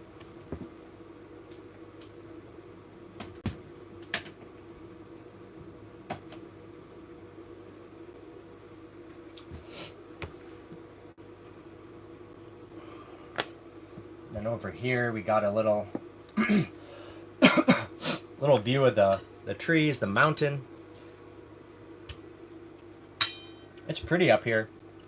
Sunsets are really beautiful. It's really nice here about 6:30 p.m. From 6:30 p.m. until sunset. It's really nice. Are you allowed to take a box truck across the border? Absolutely, yeah. You just have to have Mexican insurance, car insurance. That's it. Am I going to keep the sliding back door? No. No, I'm not. Which is better for a box van, Mitsubishi Fuso or a Isuzu NPR?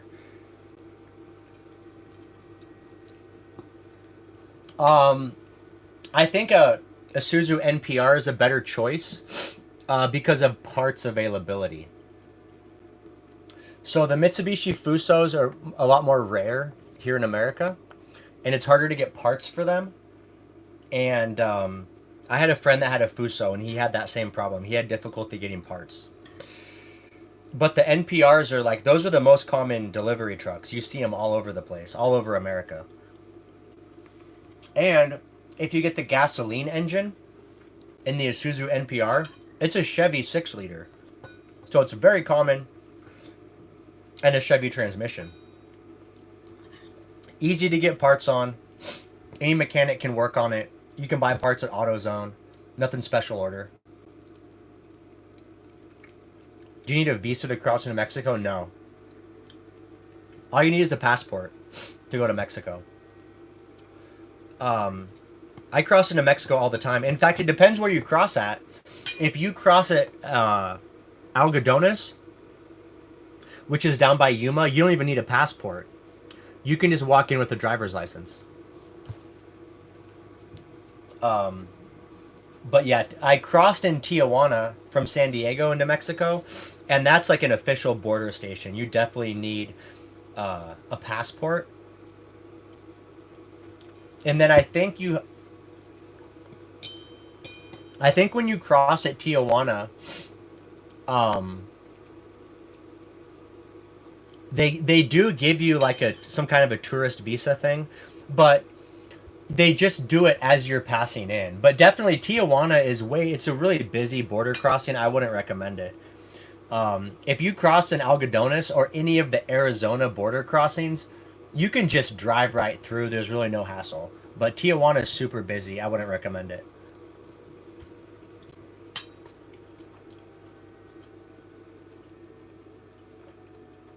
Well, I just went to Mexico a few months ago and it was no problem. But yeah, maybe there's a new law.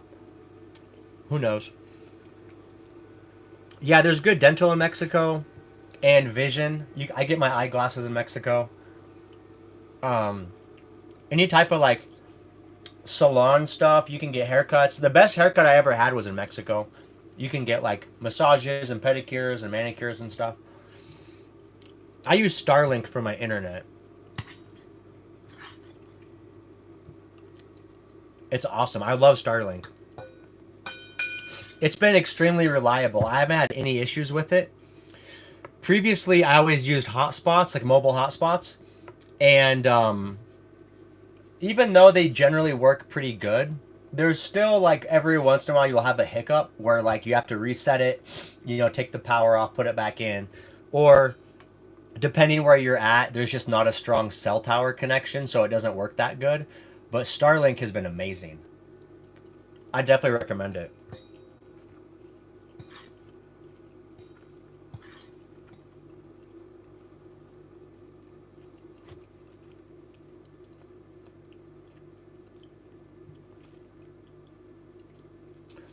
Derek says, "Did you see Ryan's K truck conversion?" Yeah, um, I've seen it. I mean, it's really small. I think he did that build out just for something for the channel that he thought would be exciting, but it's not very practical. It's tiny.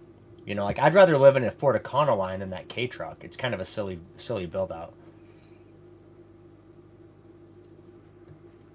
What are we eating? Um, Eggs and steak and bell pepper and onion. This is my brunch. This is my first meal of the day today. I just had coffee. Coffee and hit the ground running.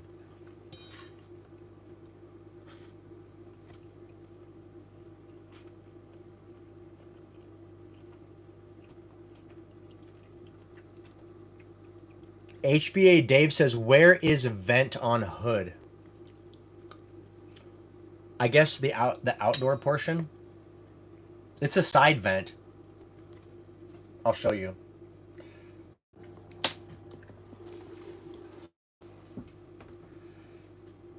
So for anybody that's wondering, my kitchen exhaust hood right here, it vents sideways out the wall of the box truck. That way it doesn't take up valuable roof space. There it is right there. It's got a little wind flapper.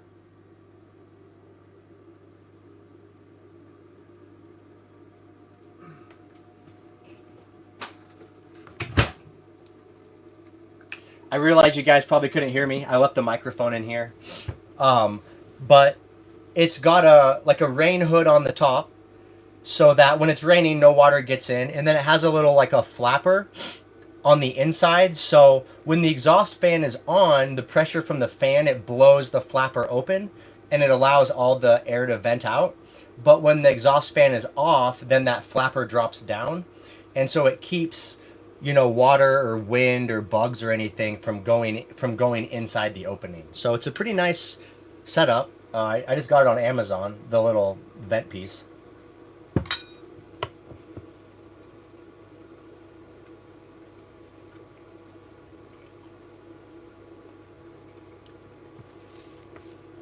Anthony C is asking about the box truck. It's currently listed for $44,000. I have a couple coming to look at it tomorrow from California. They might buy it. If not, I had an offer from somebody in the live stream. The original asking price was $59,000, and the guy in the live stream said if I drive it to him in Alabama, he'll pay me $59,000. So we'll see. We'll see what happens. Although I don't think I would drive it to Alabama I would just pay a shipping company to move it.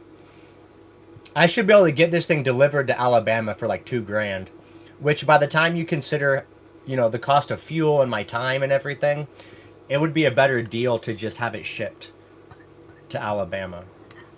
Especially considering once I got there and sold it to them, then I have to fly back home.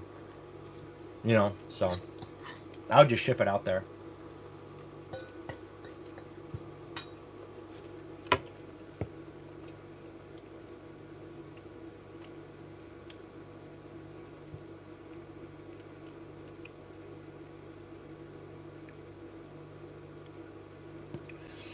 Anthony says, I think you have the best build. Why is box truck the best over vans?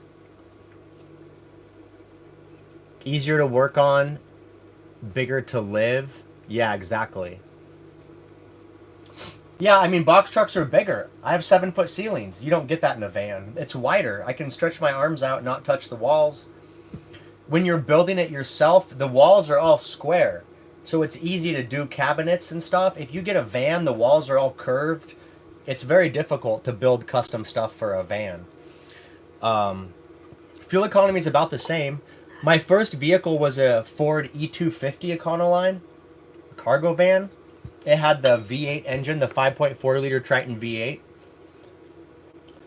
I got 11 miles a gallon in that cargo van. This van gets 9.5 miles a gallon. So a little less, but it's pretty close. Pretty close in fuel economy. And I'm getting 3 times the living space. So for me,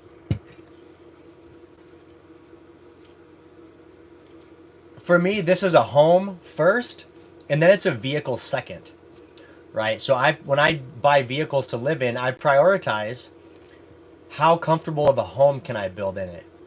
So fuel economy for me is not really a consideration. I'm more interested in the day-to-day living experience.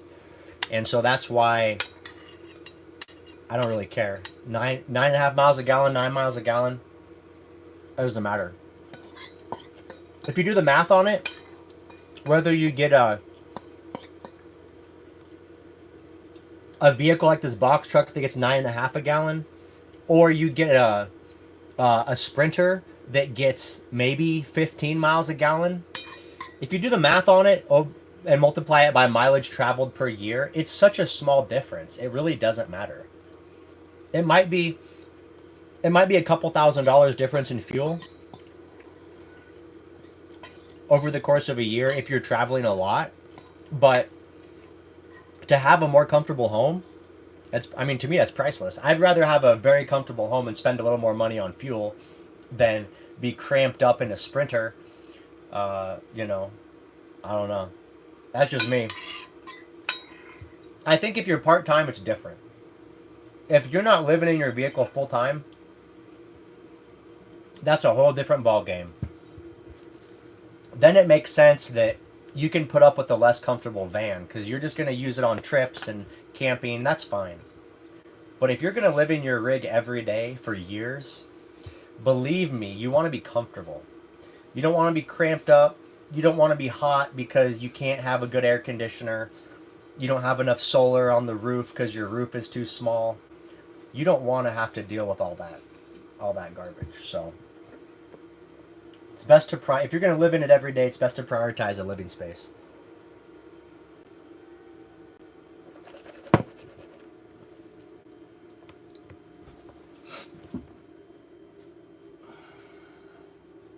All right. Finished breakfast. We gotta take some vitamins.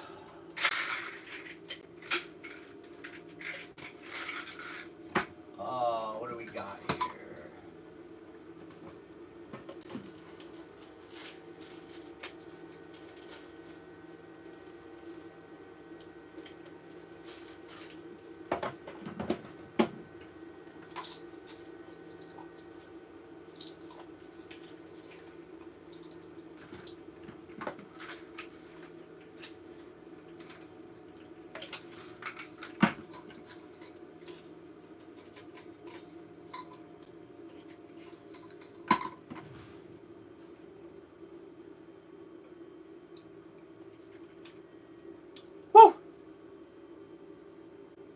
Down the hatch, baby. All right, my friends, that's it for me. We've been going live for over 3 hours. We did a marathon live stream today. I hung out. We all hung out. We cleaned the van. We talked a lot about life and all kinds of different things. We had a really good live chat today, and I appreciate everybody that joined and hung out and stuck around to the end. And I'll be releasing my regular published video tomorrow, and that features me and Nomad Dad installing solar panels on the new box truck. So make sure to give that a watch. And I appreciate you guys hanging out today. I had a really good time. We talked a lot. We had some good interactions. So that's going to be it for me, but I'll see you guys next time. I'll be doing another live stream Wednesday at 6 p.m. Pacific, and possibly another one sooner if I end up getting on a project and do another live. So I'll see you guys next time. That's it for me. Nomad Brad signing out. Peace.